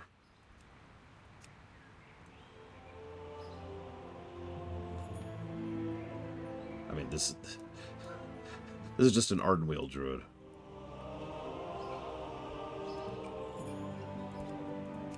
That's not what I was expecting from the Druid raid for the Druid class. I get it, it's the owl thing. Very, very avian. Feathers, Sentinel, this belongs in a Night Elf. The hawk thing going on there. Big old fur thing coming out of the back. Not a fan of the helmet. Don't like the helmet. Yeah, no, the real Druid suit is this one, but anyways. Colors, I don't know. I don't like this. It feels off. It feels wrong. The helmet's the wrong size. The shoulders are the wrong size and the wrong angle. The gauntlets are too big. That's not great. I do like that coloring a lot, actually. It's one of the first green colors I've really liked here. And I do like the Shadow Flame, which only a few of these actually have, but that's a good pick there. Otherwise, not a huge fan. Next. Demon Hunter. Yeah, so Demon Hunter looks pretty dorky in the vault. I know these ones because they're the only ones I've actually seen. Hello, No Hit Jerome. It's... I mean, it looks like that. I don't know what you want from me. Look at this. I do know Hitdrum, and eventually it'll go on the website. But right now, the best you can do is to type !genre. And that's as good as it's getting for the moment. Ugh. For various reasons, it's essentially impossible to update everything on the website until every expansion is done. Yeah, I don't like anything about this. I don't like the helmet. I don't like the shoulders. I don't like the weird chest piece with the skin exposed in the middle. This is not Demon Hunter. I don't know what the hell this nonsense is. Not a big fan. But that's okay, because Aberrus will redeem. So, Pax really likes this set. I don't. I mean, it's fine. But I've seen this same style done, and frankly better. In fact, the actual suit that Neverrip is wearing is this same style of approach, but better. The big thing I do like about this is the shoulders. I do like the sweeping wings. If you'll notice, the wings there are actually on the center, and then the wings hold out the spike. So it's a nice inversion, but otherwise, not a huge fan. I do like that color combo, I'm not going to lie. I do not like that one. I get that it's supposed to be Shadow Flamey. Don't think it succeeds in the same way that several of the Amir Giselle stuff does. And of course, Amir Giselle... I don't even know what the hell this is. This is a Death Knight set. Let's just say it what it is. This is a Death Knight set. That, for some strange reason, is a Demon Hunter set. I don't know what I'm looking at. It's got the chains. It's got the metal plate kind of looking thing. It's got a big honking skull on the belt. It's got big, thick boots. Metal gauntlets. This is a Death Knight suit. And yes, our head is gone, as you can see. There's no actual head left there. Here's your normal colors. As you can see, I have a few of those as well. Normal colors are very Demon Hunter-y. Greens and that unusual kind of deep red and the gold. Heroic, where we have become a Plague Demon Hunter. And Mythic, where we have become a Void Demon Hunter. Honestly, not a big fan. Like, it's fine, I guess? I don't know. It's fine. But then there's Evoker. Evoker only goes so far down for some strange reason. It's weird. How about too far down? Yep, it's the Death Hunter. There it is. This is actually funny, because Evoker, obviously, you're only really going to see this in your visage form. I'm not sure how much of this you're actually going to see when you're not.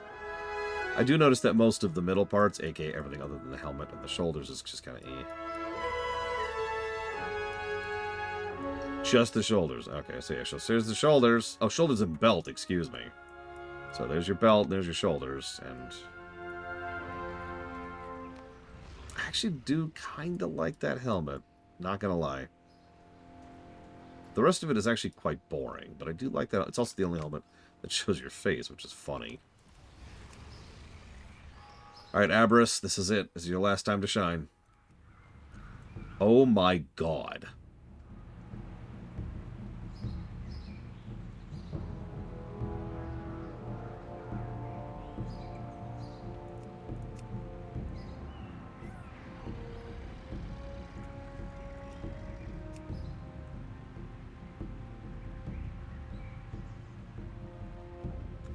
I like everything about that. Holy crap. That goes really hard. Oh, I really, really like it when it's grayscaled like that. Oh my god. Okay, so we've got nice big chunky metal boots. We've got scale leggings.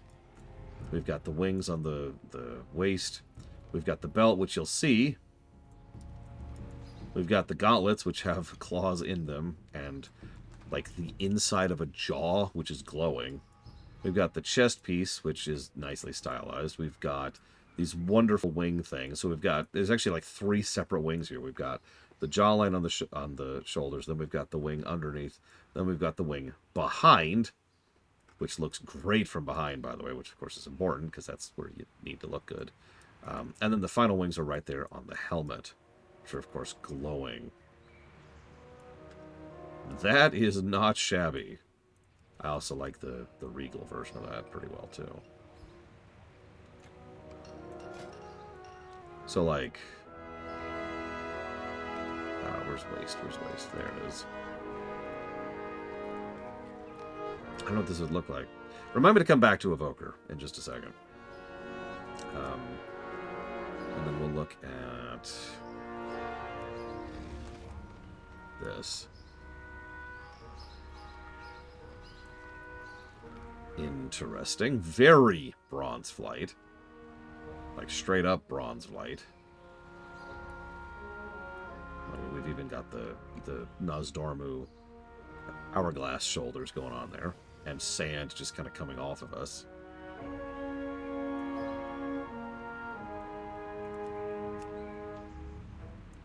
That's a weird color combo for something that's exuding sand, but whatever. Ditto. And ditto. I think the only color combo there that really works is normal.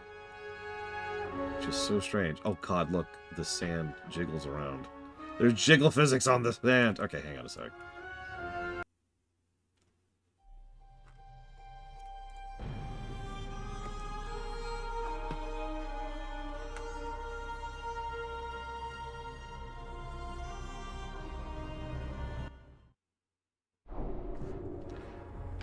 So, hang on. Just because I'm curious.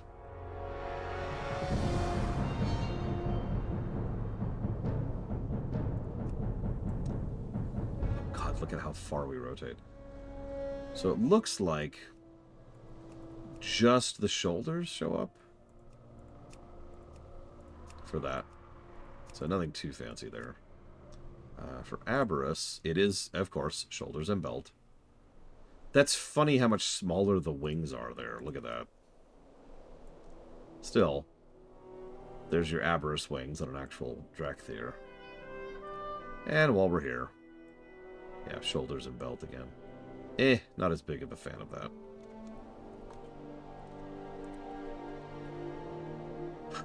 And I think that's everything.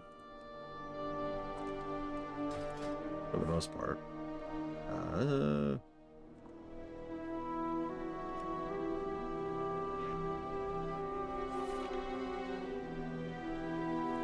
And then we hit Visage, and it's like...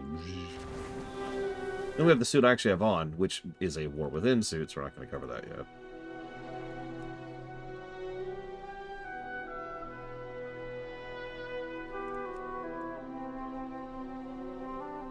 Interesting. Does anyone know if the Visage models are based off of the human skeleton, or what? Just out of curiosity.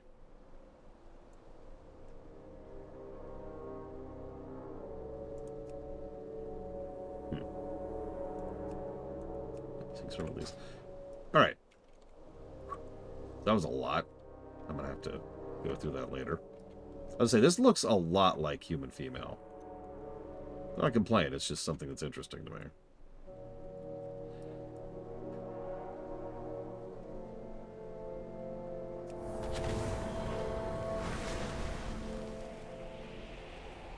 Oh, right, I have to actually pick up the next quest. Let's see if we can actually reach the frickin' Dragon Isle, shall we? And then we might actually be chopping off a little early. Sorry. But that means we'll be able to start the Waking Shores first thing tomorrow. So let's push through this. What have you learned lately? Pleasure to meet you. I am Naladia? I am Bob. This invitation to visit the Dragon Isles is quite an exciting prospect, don't you agree? The Reliquary has combined forces with our expeditionary counterparts to help coordinate our efforts. As member of the Dragonscale expedition, it is my honor to welcome you. Though first we must gather more members for our journey. Shall we begin? I look forward to hearing what you've learned. I shall meet you at the Zeppelin once you've gathered our future expeditionary members. Okay, see you around.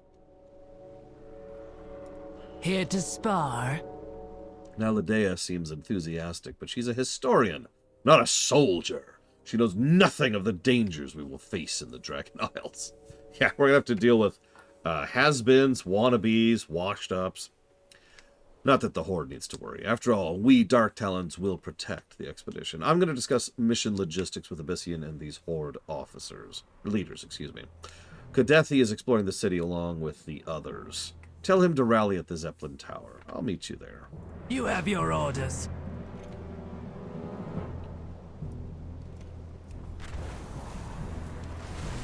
Did they always have this portal here?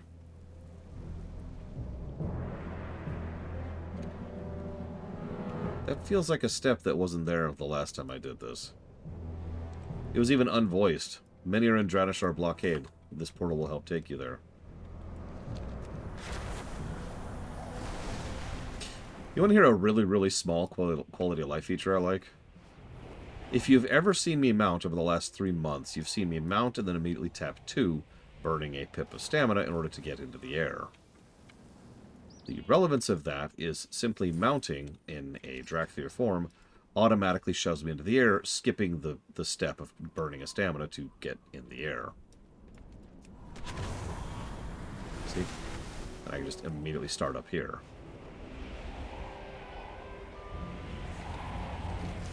That is probably the definition of a small but critical piece of quality of life feature. Not that I'm aware, J. Palmer. Last I checked, he only went by Darkshore. Yeah, I did notice that this instantly dismounts you. There's your trade-off, I suppose. Interestingly enough, I can use that to my advantage, but that is going to suck for things like, say, dragon riding. Although I guess I'm not going to worry about that too much. Kadethi? The odds favor us. I believe in planning, not the odds favor us. You just...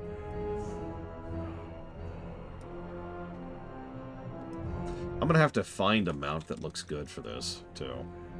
Like, I mean, in my Visage form, that's easy. I'm just a human. There you go. Boom. Done.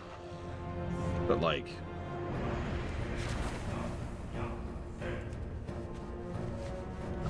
probably one of the things which doesn't have wings, I would say, is probably what I'll end up going with. Hey, where have you been? Keep your eyes peeled and your ears perked. Join the expedition? We'll do more than join. We'll lead the way. Volpera continue to be awesome.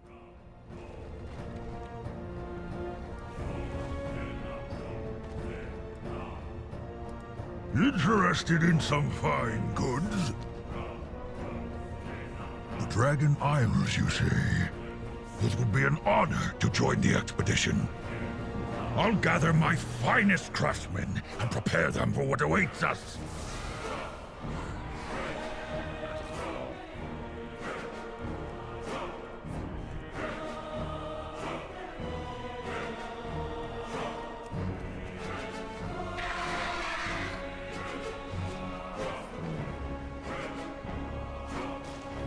Yeah, I saw that as Miristar. I don't know what the hell that was about.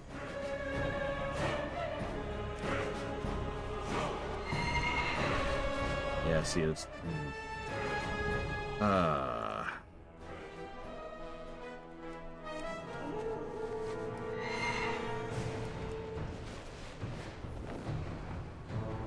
don't know, I'll chew on it.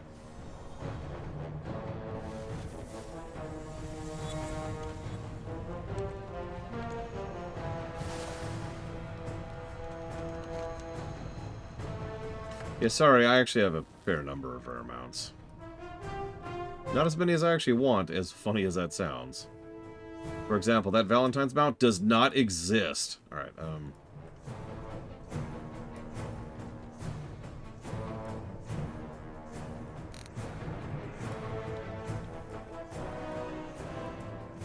Thorax just hanging out here. I also have never gotten the Old War mount, and I'm probably going to get that someday literally out of just nothing but spite. Just pure spite. Oh, I see. You are correct, of course.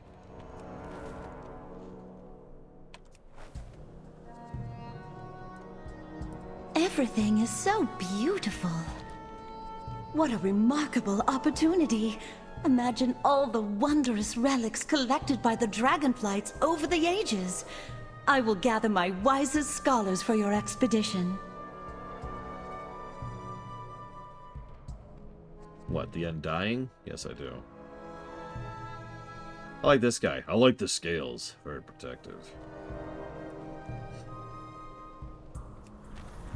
Which one is it, Sion? You made quick work of gathering our expedition members. I admire efficiency in my traveling companions. Looks like I'm too low level to actually equip it. But, well, okay, fine. Ah, I could use your expertise. I am pleased to have the Drakthir companies on the expedition. Their unique perspective should prove valuable, and learning more of their history will help come to terms with their current circumstances. As I've said before, history heals every wound. Remember, there's magic in discovery. Hi, Khadgar. A surprise attack! Guards! Arrest this handsome wizard. Be at ease. He is an ally. Apologies for my abrupt arrival, but the news I bring cannot wait for pleasantries. I apparently have the bronze version of this thing.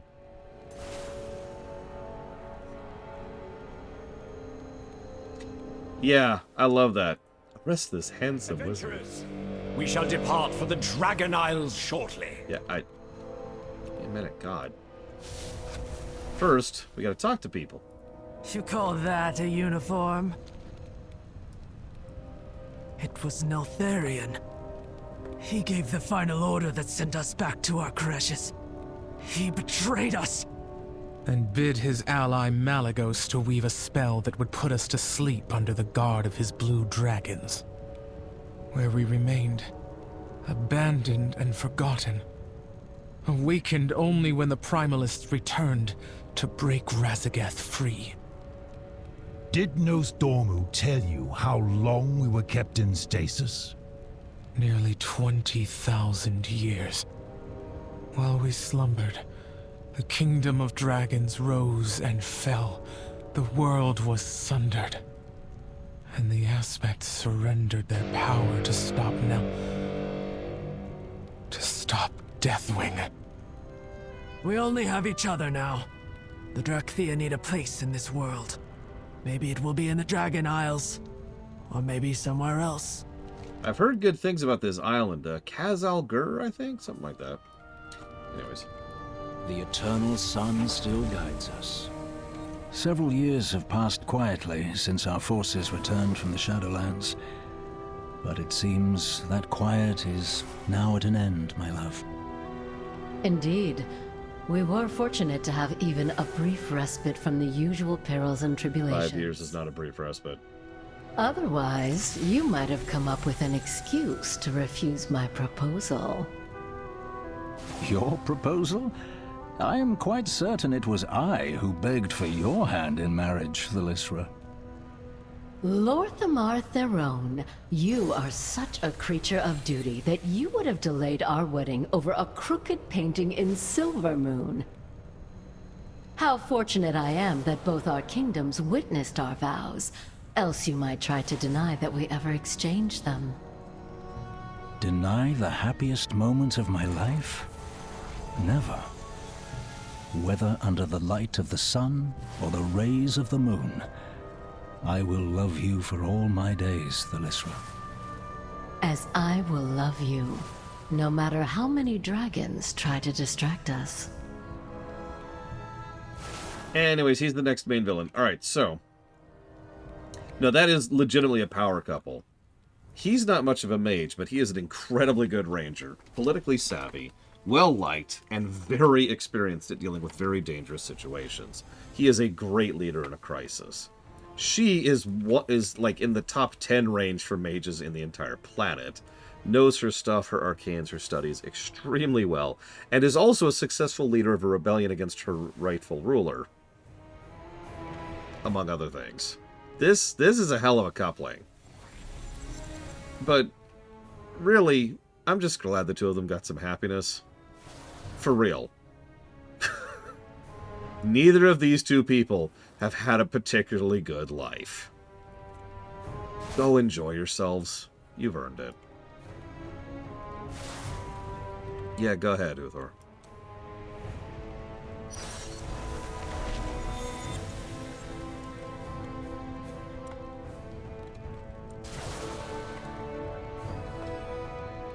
Yeah, that is some Earl gore, Jesus.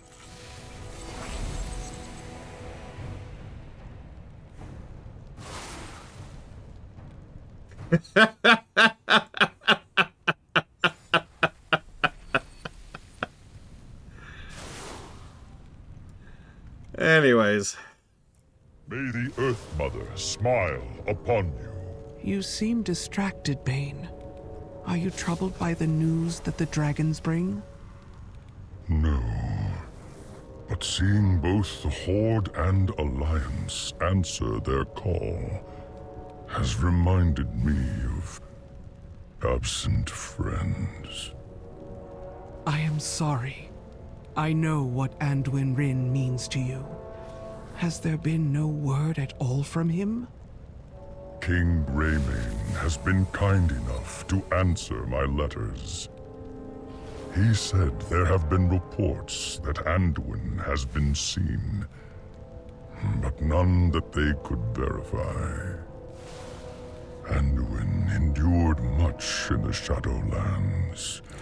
It seems he is not ready to go home. Not yet.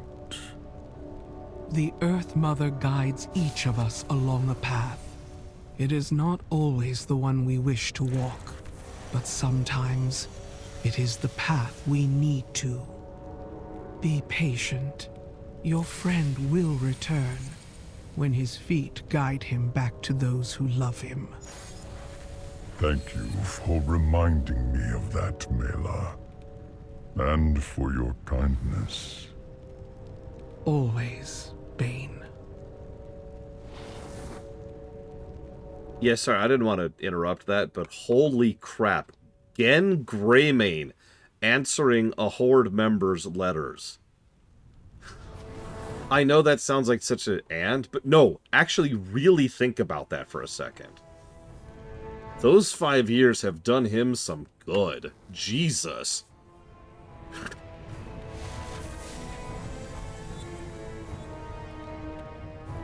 Yeah, I want to read those letters. Holy crap.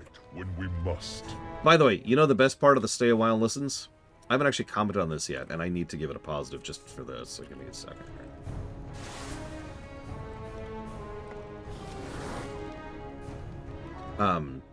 They're there, they're cool, they're repeatable. So this is actually perfect, in my opinion. This is perfect design. There's a clear, obvious indicator when there's a Sawal. I'm just going to start calling them that. They're fully optional, which is great. Once you've read one, the icon goes away, so you know you've seen that one.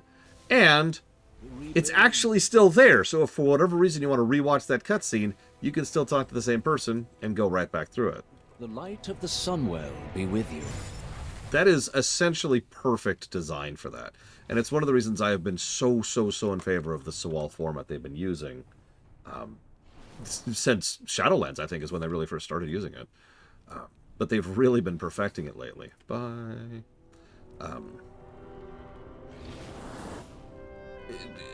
For anybody who really wants to rewatch, cool. For anybody who cares and is losing track or is not sure which ones ever to listen to, the indicator. And for anybody who doesn't care, they can just skip right over it. They don't give a damn. You just move on to the next quest. It is it's the opposite of the unskippable cutscene, right? I know that sounds strange to put it that way, considering how quality these are. Well voice acted, well visualized, well animated. But these kind of cutscenes should be optional. It's why the unskippable cutscene negative exists. Because it doesn't matter how good a cutscene is if I have to watch it every time I have to go refight that boss, you know what I mean? Or every time I'm building a new character. So these are fantastico. Moving on. Have you anything new to research? Yeah, please stop thirsting over Khadgar for just 5 seconds.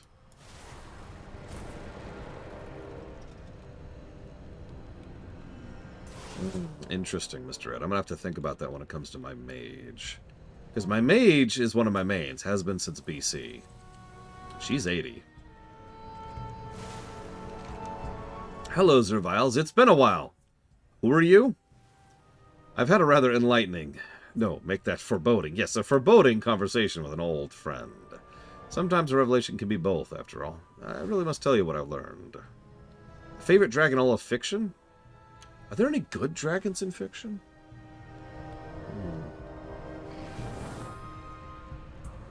That reminds me, pursuant to what Mr. Red just mentioned in brief, that aren't in Warcraft. Warcraft have tons of awesome dragons. Like, seriously, dozens.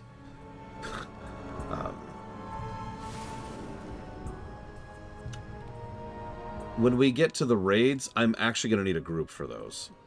So we might do the thing in FF14 where we kind of have to skip over a raid until we have the group ready, because I actually do need a group. I don't technically need a full 5. It would be nice if I had a full 5. I will be taking my Evoker, so that means I can heal.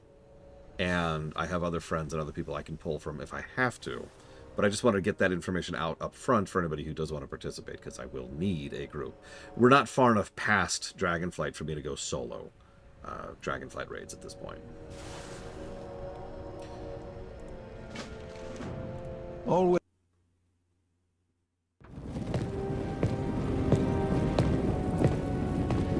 Caligos?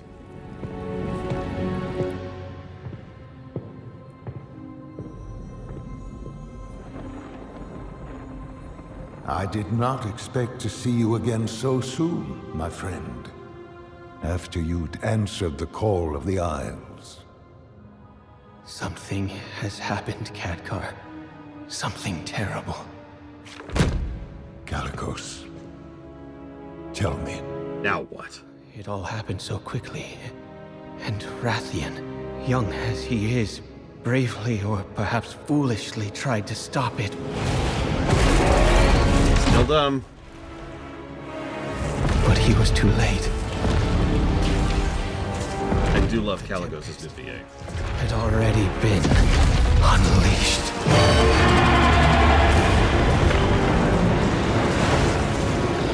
You know, if at least Raytheon had had a chance to fight Razageth, I might not have minded as much. Him losing a one-on-one fight to an elemental lord, sure. With a message. They are coming to cleanse the world of the Titan's stain. Blah, blah, blah. Alexstrasza. Who is she? Her new model, by the way. What is she? She is Razageth, youngest of the primal incarnates. Incarnates? 4 dangerous adherents of the elemental forces. At the dawn of the aspects, our flights embraced the Titan's gifts.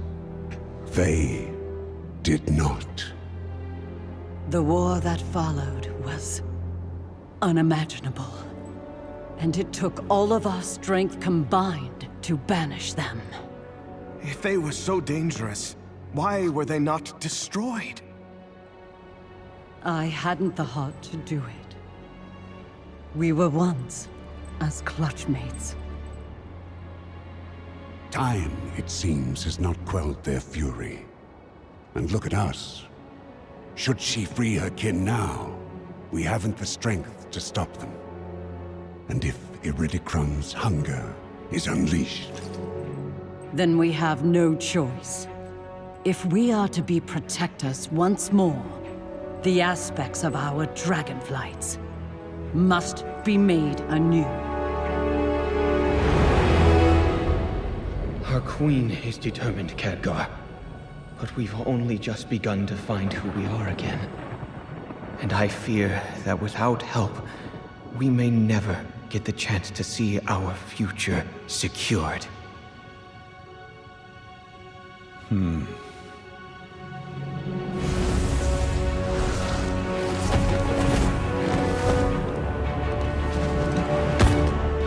Then it seems the mortal races too must answer the call and face the storms ahead. Wonderful continuity, by the way. The fact that the window's broken. You know what I love about Blizzard games? polish. They didn't have to do that. Someone somewhere remembered that he broke that window back during Legion, during his vignette. The fact that it's still broken, love it.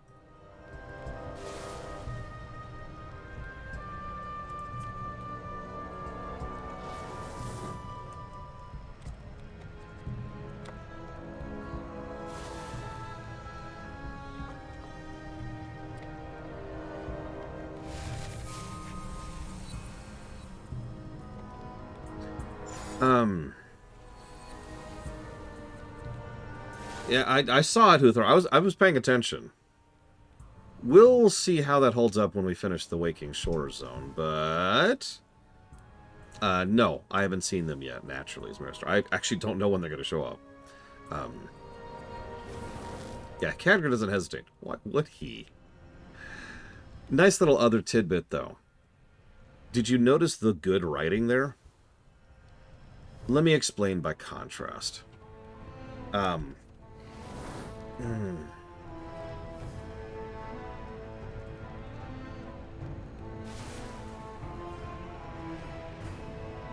What a computer is through?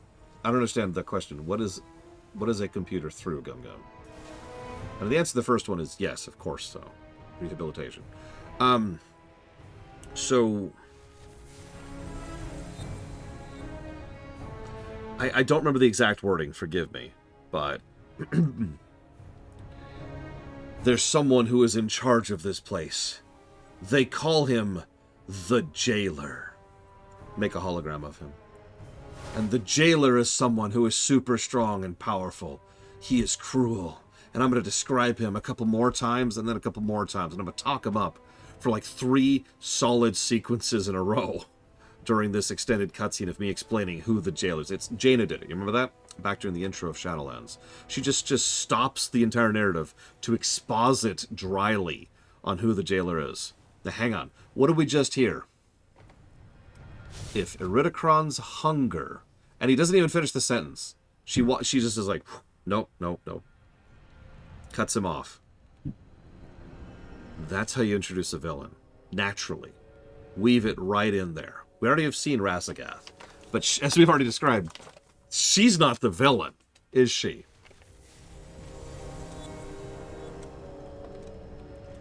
Yeah, one mention of Iridikron, and it's just like, huh. We're going to start getting some good writing positives, by the way. I hate to preface that a little bit. Ow.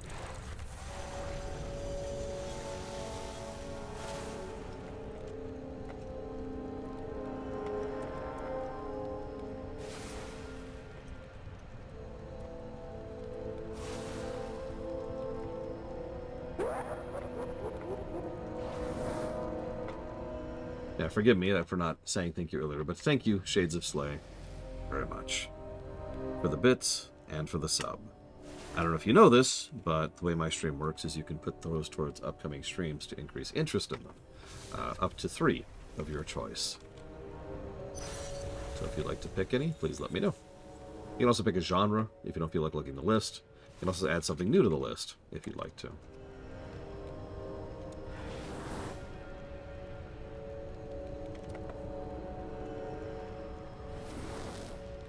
You know, we play stuff other than WoW, I swear. I was actually thinking about that. The Jailer, for all his nonsense, if we had knocked him over at the launch, if we go to, I don't know, something that isn't Nathria, and knock over the Jailer immediately. Yeah, like the Sanctum being the first raid instead of Nathria, and then it's like, the Jailer's dead. Our cosmos divided. Thud! And then the rest of Shadowlands was just allowed to breathe and do its own thing. That might have actually worked better. I should know because that's what Dragonflight does. Spoilers, but we're going to knock Rasagath off before we even get to the first patch. Aw, well thank you, Shades of Slay, again. I do hope you enjoy my library of work. There's quite a few of them. I could use your expertise. Unsettling news, but you have to know of the peril we face. have answers if you have questions. The Defiant Dragon Scale in all its spiky glory. All aboard for adventure, my friends. Oh yeah, by the way. Finally. I could have flown there and back again by now. I did not mind at all. While waiting, I captured some vibrant images of the coastal wildlife. You'll get plenty of pictures in the Dragon Isles. So many new species to document. And maybe get eaten by.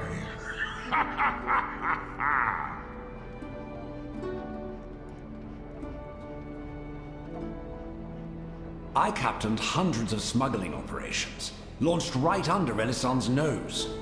If anyone understands subtlety in navigation, it is I. Oh god, I don't remember how to go up in this stupid ship. Oh well. In that case, no, Gum Gum would be the answer to your question. At that point, you're straight up reverse backdooring. And that's just duh. So we did it. It took us a couple months, but we have finally answered Rathion's call to the Dragon Isles. Oh god, we're tilting. We're tilting. Yeah, I know I have these abilities. Thank you. Okay, thank you.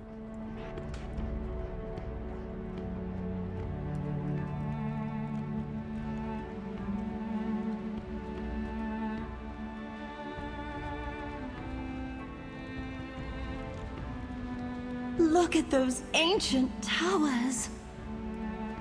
I can't wait to climb them. Imagine the mysteries they must hold. And all those fancy decorations we can smelt into ingots for new armor! Focus! Keep your eyes on the sky. You never know when danger might swoop in.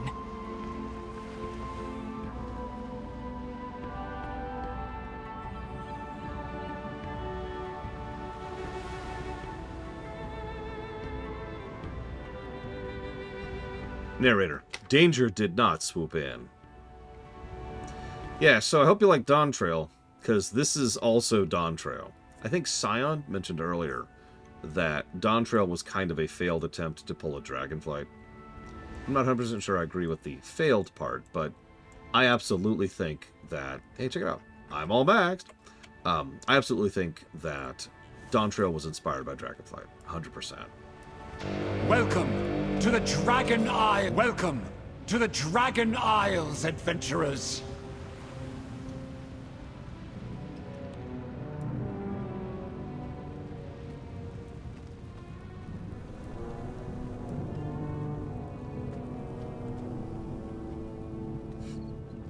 I love where they start us off, by the way. So unlike several previous zones we've seen, there's a very defined flow here, just like in Shadowlands. We go from... It's very counterclockwise. Waking Shores, Honorin Plains, Azure Span, Theldrassus. Theldrassus. God, I always pronounce it wrong.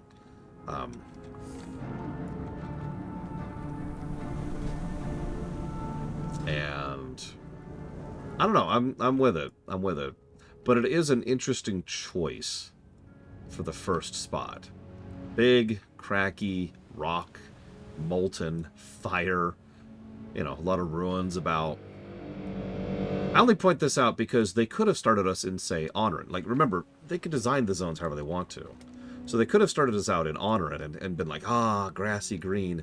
But I think they didn't, because this gets across the exploring a new mysterious land vibe better, right? The Honorin Plains is one step away from paradise, to be blunt.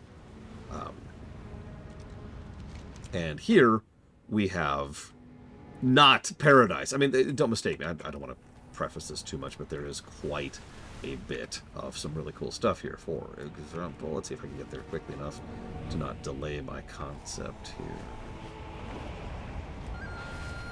Here we go. Check that out. Take that sight in right there.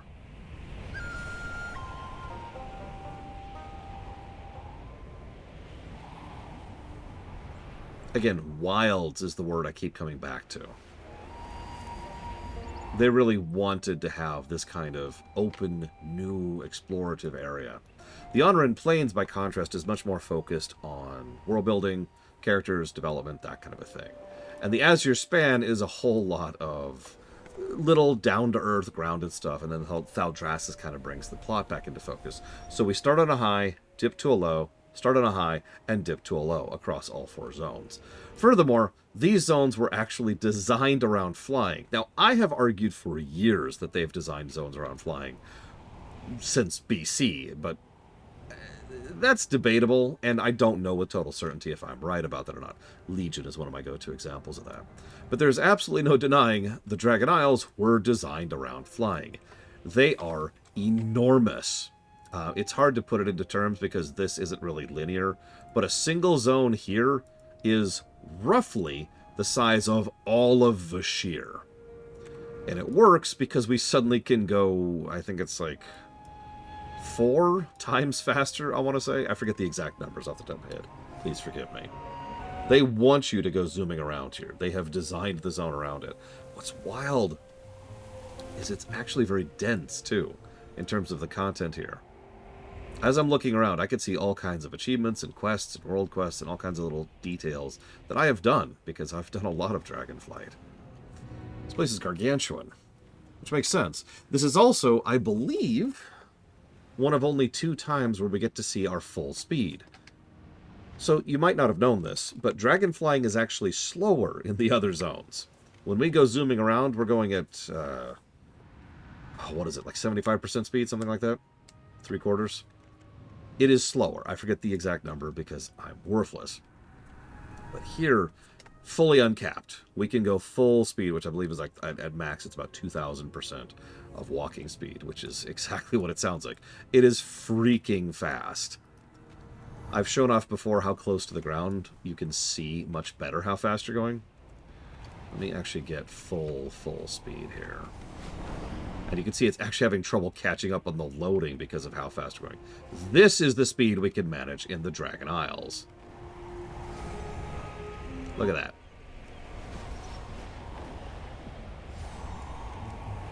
Okay, apparently it is slower in Khazalgar. My bad. I wasn't sure because those zones are pretty big too. Anyways, Shades of Slay asked a question I wanted to come back to. I did used to do acting and theater, both. And I'm apparently well-spoken, which is funny because I just said a few seconds ago. Is that from training? Yes and no. I don't really still do theater and acting, not counting my own theater stuff on the website. See, I'm all embarrassed now. You got me embarrassed. I don't consider myself well-spoken. The biggest problem I have is I think much, much, much faster than I can talk. Ooh, hello. I imagine that's true for most people. Down you go. I think the biggest thing that helps me to try and speak as best as I possibly can is just practice. If you've ever watched any of my early stuff, and I mean my really early stuff when I was just sitting down in the work office in front of a laptop, just chatting while I was in between work batches, and just kind of, what? Because I wasn't sure. And there's this, it's hard to even put into words, but if you've ever been in front of a camera or on stage, you know what I mean. There's just this sort of mute. There's just this kind of, right about here, where you're just kind of like, okay, and there's just this energy, which is really, really uncomfortable and unpleasant. You just get used to it after a while. You get more comfortable with it. You get more relaxed. You start to kind of project more. I specifically got a way to not act on camera. All this stuff you're seeing, all this thing I'm doing, this is how I talk in real life. I talk with my hands.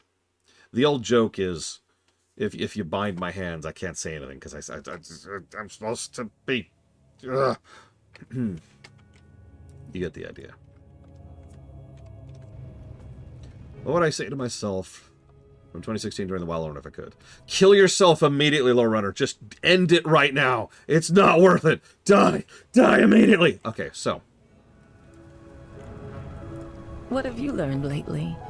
That proto-dragon looks hungry.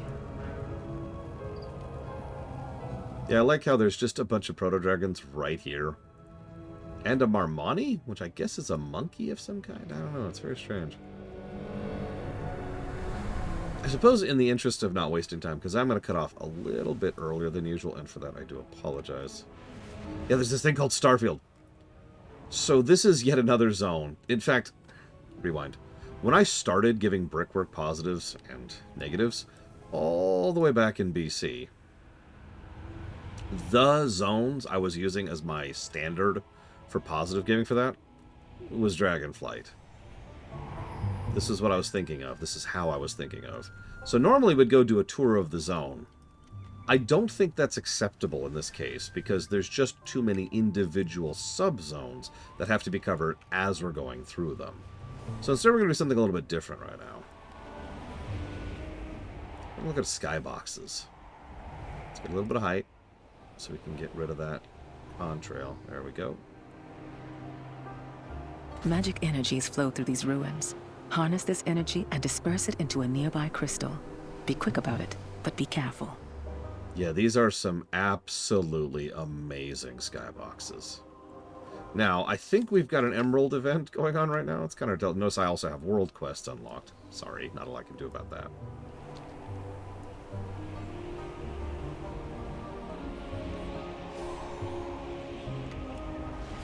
Hey, Wolverine.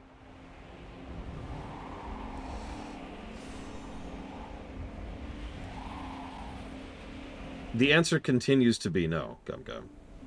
If you're doing something like that, their antivirus has nothing to do with anything. You're just backdooring. That's it. That's all. I was just thinking that it might be worth testing. Let's see what happens when we hit Honor in here.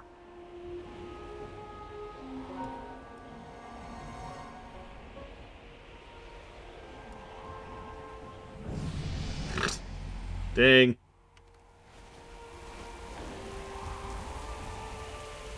Yeah, by the way, different skyboxes. This is actually nothing new, different skyboxes for weather. But look at that storm skybox. Look at that.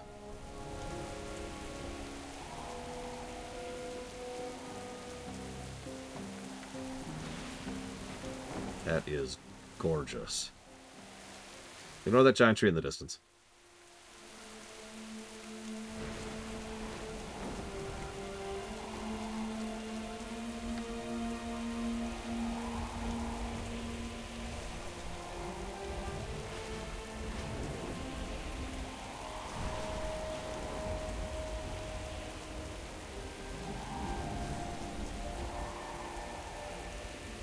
Have you seen some of these creatures in the Onaran Plains? Yes, I've already got that achievement, thank you. What achievement? What are you talking about? Don't worry about it. And here we have the Azure Span.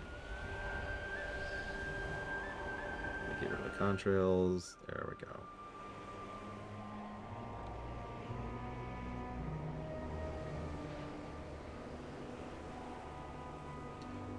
This is another one of those interesting ones because it feels a little bit plain, but actually a lot of design is on hand here. If you notice, a huge amount of clouds are gathered in that direction. It also feels like we're higher up here, which is appropriate because we actually kind of are. This whole zone is a hill. Down there is the bottom of the hill, and up there is the top of the hill. The one I'm in right now, Captain Zeus. By pure gut feeling and vibe and just general memory, I loved the Azure Span.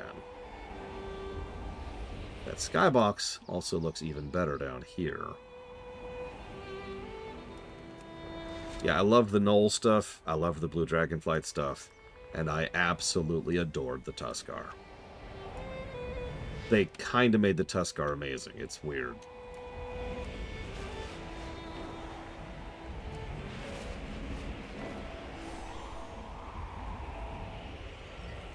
Plus Grizzly Hills, plus, like, I don't know, Dragonblight, I guess, is a great aesthetic. No, the Tuskar stuff is legit, 100%. Big fan. Oh yeah. While we're here.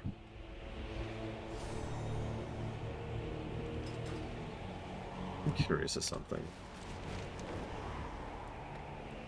Looks like it's not actually there. Okay, we'll come back to that. I want to do something on camera, that I've been saving for the stream, just because I'm silly. Are mighty here. Plant our banners. Yeah, I can see the Caldera vibes. Absolutely. Hey, here's the Jarden. What are they? Fire giants. Okay, but what are they? Fire giants. So how many of you ever played Assassin's Creed?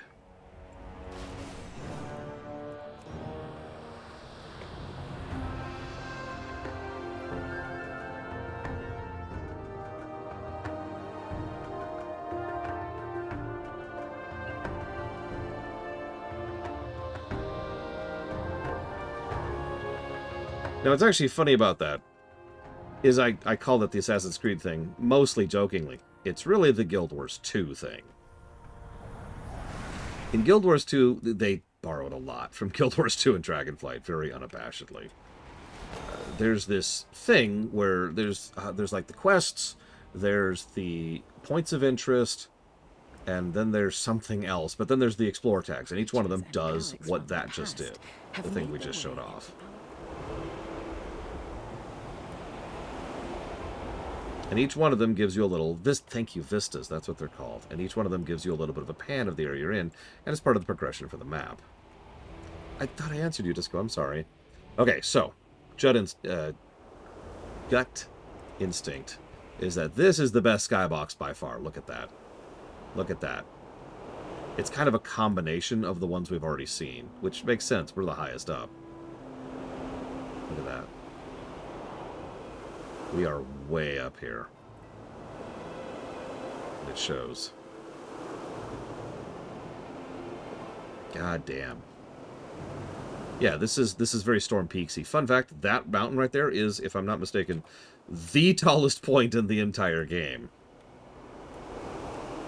Do you notice there's actually extra atmospheric sounds up here? I'll shut up so you can hear it.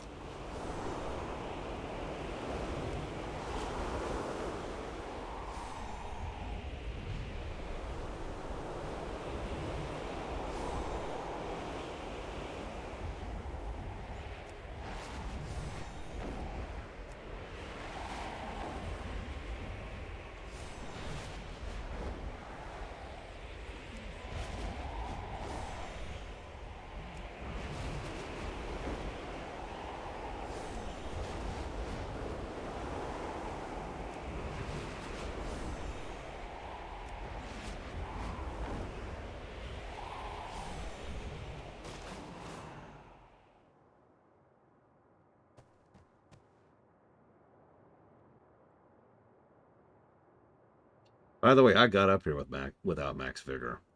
But in the interest of fairness, I did it with a friend. It was me and Pax. We'd go up, and then, like, one of us would run out of... So, with dragon flying, you can hop onto someone, right? So, he would ride me up until I ran out of stamina. Then I would ride him, insert extra. And that's how we managed a lot of these. Yeah, we are so high up, you can barely see anything up here. It is so covered in fog. Look at that. That Valdrakken is so far down here you can barely see the top of Valdrakken. Good God. Anyways, so to answer Disco in full. Stalker of a jail is found dead with a handwritten note Saint claims she claims not to have made. I'm assuming the she in this case is the J idol, Disco. Alright, I'm with it. It's not super interesting, but it is a decent hook. And that hook does exactly what a hook should do. Yeah, by the way, that is a Pandaren skeleton, for those of you not aware.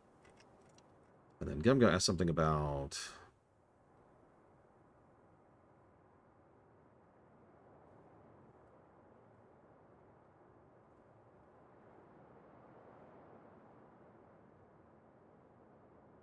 No. That's insane, Gum. That is something an evil entity would do.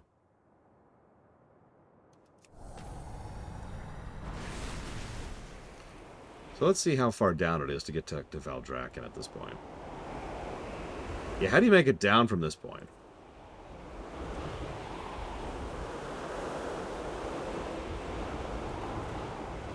Yeah, there's Tyr's Hole down there. Way, way, way down there. Look how far up we are. We could fall for probably a good 40 seconds without ever hitting the ground. That's how high up we are.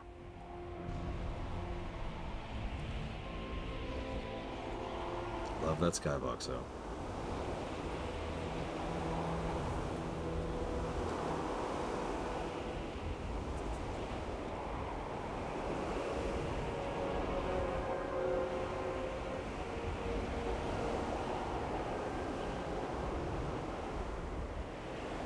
Yeah, I know some people who have trouble flying up to this thing. The thing we are currently coming down to.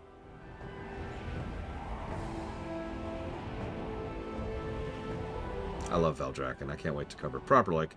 But where's the NPC, Uthor? Let's go ahead and hit those.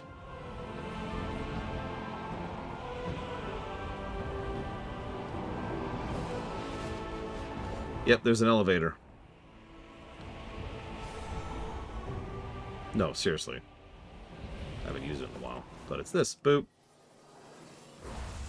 And the best part is you think, oh, this is how you get up here easily. Yeah, but it actually serves another purpose. They even talked about this before Dragonflight came out. See, dragon flying, you can maintain, especially when you have all the talents, but it's at its best when you're going down, right? Because dragon flying, in many ways, is a very advanced form of gliding. You retain faster speed, you get your stamina back faster. It's just better when you're going down.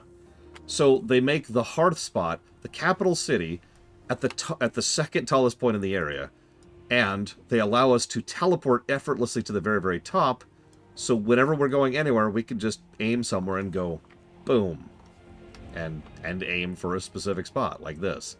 I'm going over here, so I just have to teleport up and aim. I know that sounds like a minor thing, but that is actually really smart design, because you can get to anywhere from the top of Valdrakken. Alright, so let's see if we can find these NPCs. Actually, real quick. I'm going to do one other thing. Very quickly. Best goods in the Isles. There's stuff lined up. At your service. There we go. No, I would just then start actually using Dealer's Choice to fund things, are. Oh, there's a lot in Valdrakken. I'm going to spend some time here. Like, that might be half a shift by itself. Let's see.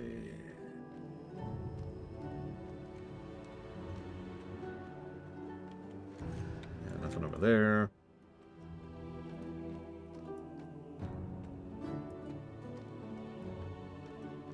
Yeah, actually, Zavion, you're probably right. That would be funny. Interesting. Might be a better word. Flying to Orgrimmar from Valdrakken.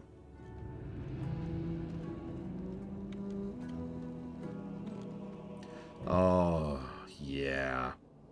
The fourth city is going to be a huge thing as Miristar. No, Zar. Now, in the interest of fairness, I do want to pull back from streaming 7 days a week someday. But I can't do that until I'm caught up. I'm not caught up, so I can't yet. That is eventually the goal, is to work less than 7 days a week. I know that's very selfish of me, but that is something I've been working toward for several years now. We're looking for a Volpera, apparently, in order to see some vignettes.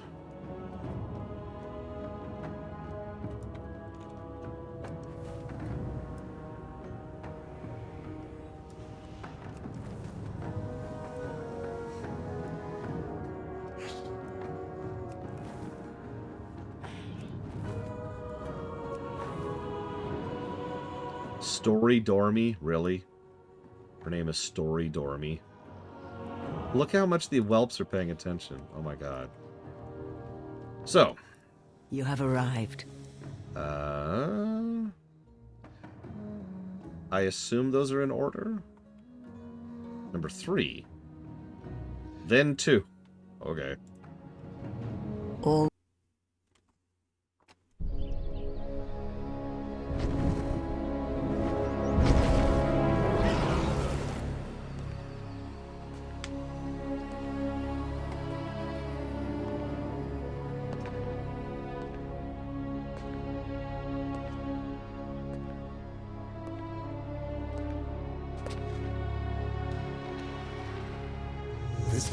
holds many mysteries, but few answers. Stop there! Who are you? One who would be your guide. Tell me, what do you remember from before? My general, a fierce battle. And then I was imprisoned in darkness. But now, you are free. What are you? Come, there is much I would show you to prepare you for the challenges that lie ahead.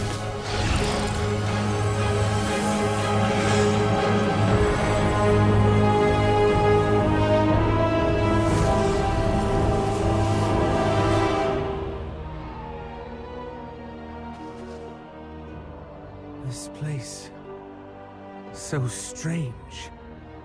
Where are we? Where is less important than when. Many thousands of years ago, when our world was young, Azeroth was home to the ancestors of dragons. Primitive beasts ruled by primal instincts. Yet, there were a few in whom the spark of intelligence was lit, who thought, spoke, and felt more deeply than the rest. What does this have to do with me? Were it not for them, your people would not be.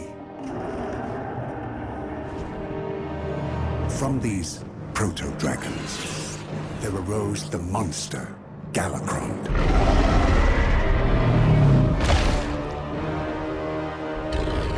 Whose insatiable hunger would have consumed us all.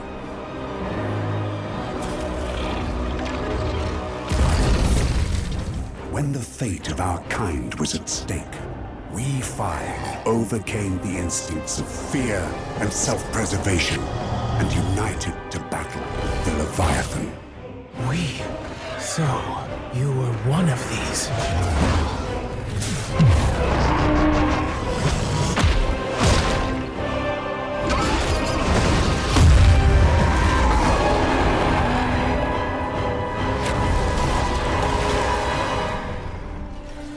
For our bravery, risking everything to save the world, we were granted a gift of the Titans, transformed into something greater.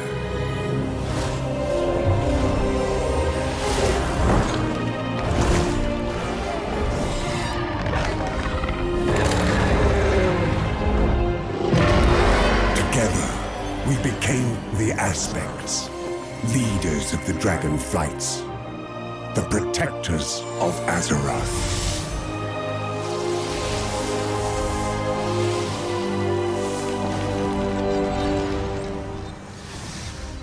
In time, we took on visages like this to better commune with the younger races. Why have you shown me this? I am Nosdormu. I was aspect of the Bronze Flight. It is my fate to see all of time. But now a threat to our world approaches. An ancient enemy has returned.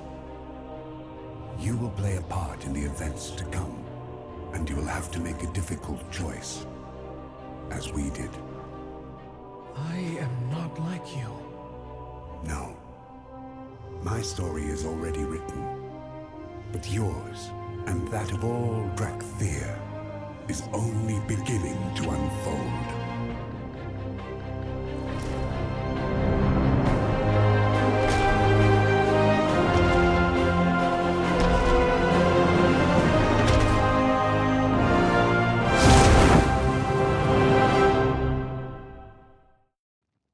Interesting approach there, yeah.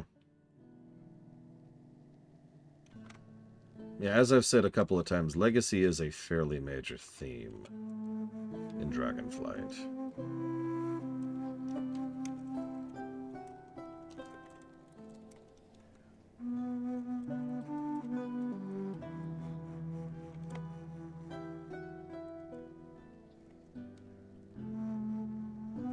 second, please. I noticed it's different art style than the previous vignettes. I'm going to be honest, I liked the previous ones better, but that doesn't make these not bad, it's just... or not good, excuse me. Hoth Aldan Just interesting. Be my... What is your name, child? Emberthal, a commander of the Drakthir. You know of us? You are a race of fierce warriors, unlike anything Azeroth has seen in many an age. In time, you may become as mighty as we once were. Once? What happened? The desire for power carries peril. We were blind to the darkness in our midst.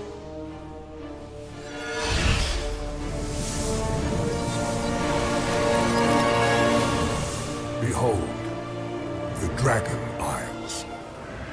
In the time after our ascension, we Aspects sought to create a beacon of hope for all the world. Beautiful.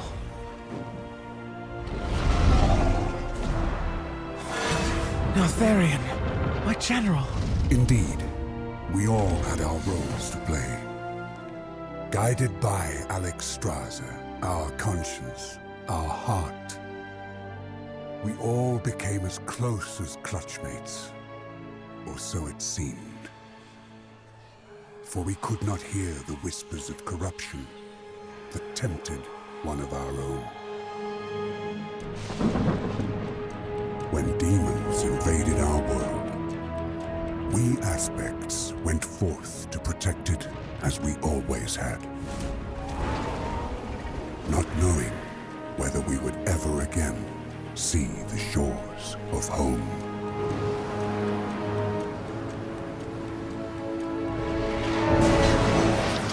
Our brother Neltharion led our defense against the invaders.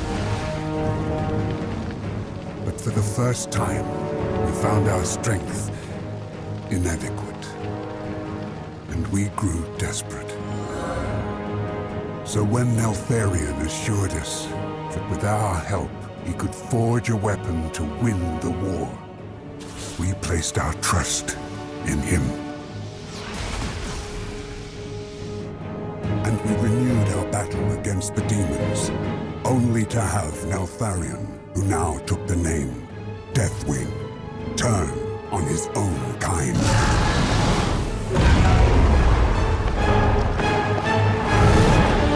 Did you notice Deathwing's theme in that? We could not foresee this betrayal, for we simply did not want to believe.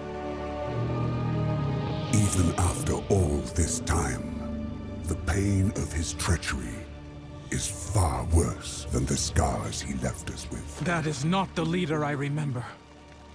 How do I know it was not you who provoked him?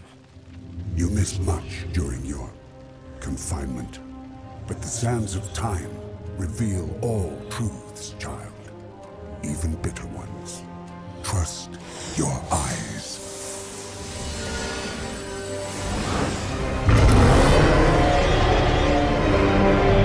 When the champions of Azeroth faced Deathwing for the last time,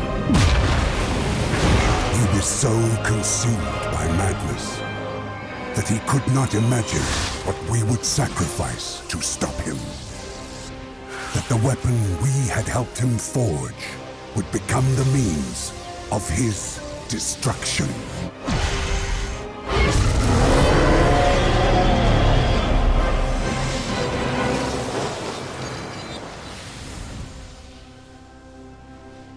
Was there no other way?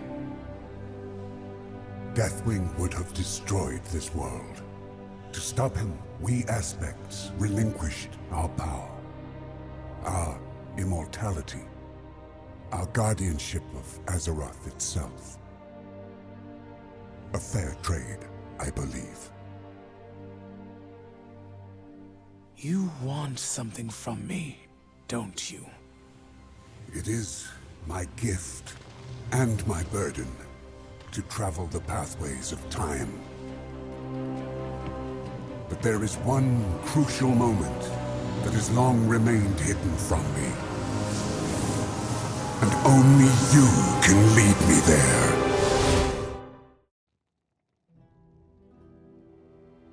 Sorry. Dun dun dun! You're And late. apparently a cliffhanger. Different timeline. Interesting.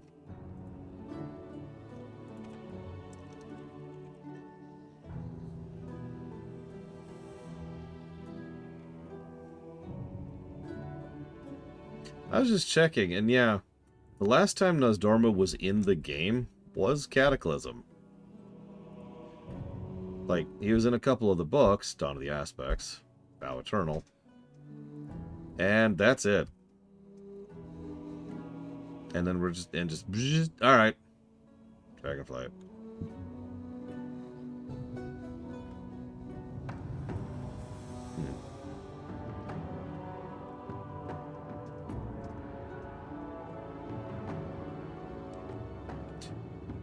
Anyways.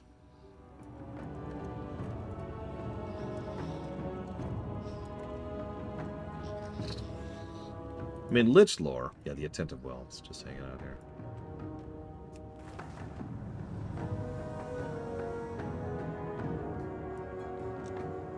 Look, he's had a busy day, okay? Fun fact, this is still a bit of a laggy city for me. Only a little bit because of how many people still hang out here. There's only 3 like that in the game for me. Valdrakken, Dornagal, and Dalaran. Legion Dalaran.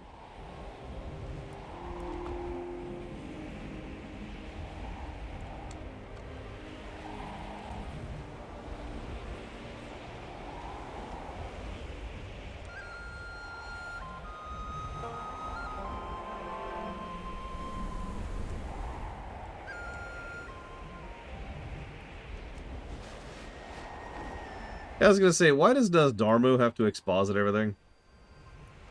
Rathion's like, so listen, Dad, he's a little cuckoo, you know. Little cuckoo for Coke. Oh god dang it, I'm an idiot. He kinda we don't talk about him. You know there's like that one really crazy racist uncle. Yeah, that was Deathwing. I mean Dad. I mean Neltharion. Whatever his name was.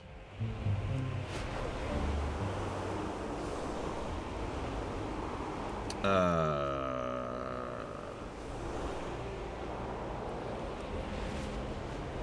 actually don't remember that Huthor.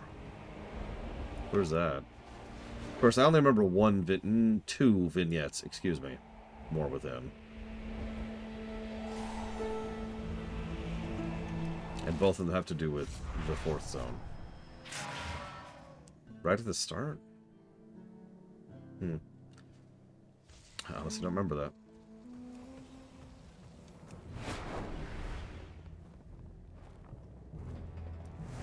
Oh, gotcha. The only reason I know that quest exists off the top of my head is because I've seen it on other characters. I want to test something super quick back here. Hello, Chromie. Hi, we've met 1,000 times. What? It's like meeting again for the first time. Dragons, dragons, dragons. I'm definitely not biased. That's an interesting quest.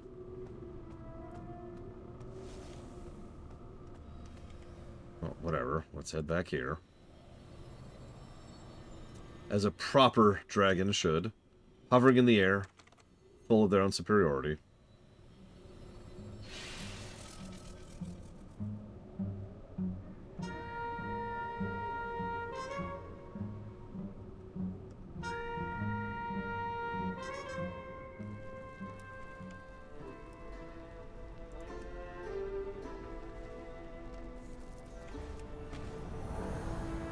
Yeah, we need to have like a horde when they add housing at midnight.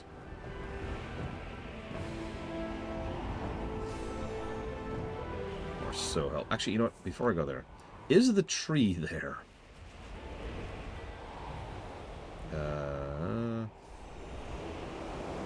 Looks like it is. Well, actually, no. It looks like it isn't. My bad. Nope, there it is. Yep, it's there. It's there. I could see the particle effects on it before the model actually loaded.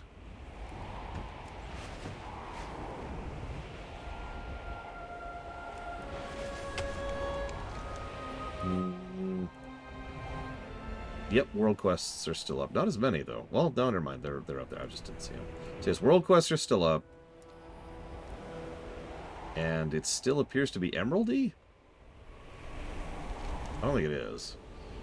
It's just green over here for some reason.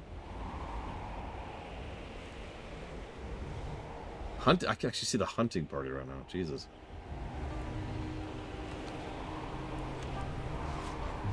Well, whatever. As promised, I'm going to chop off a little bit early, or technically at the usual time. Tomorrow, we're actually going to go ahead and get on with it and start doing the zones. So I will see you guys later.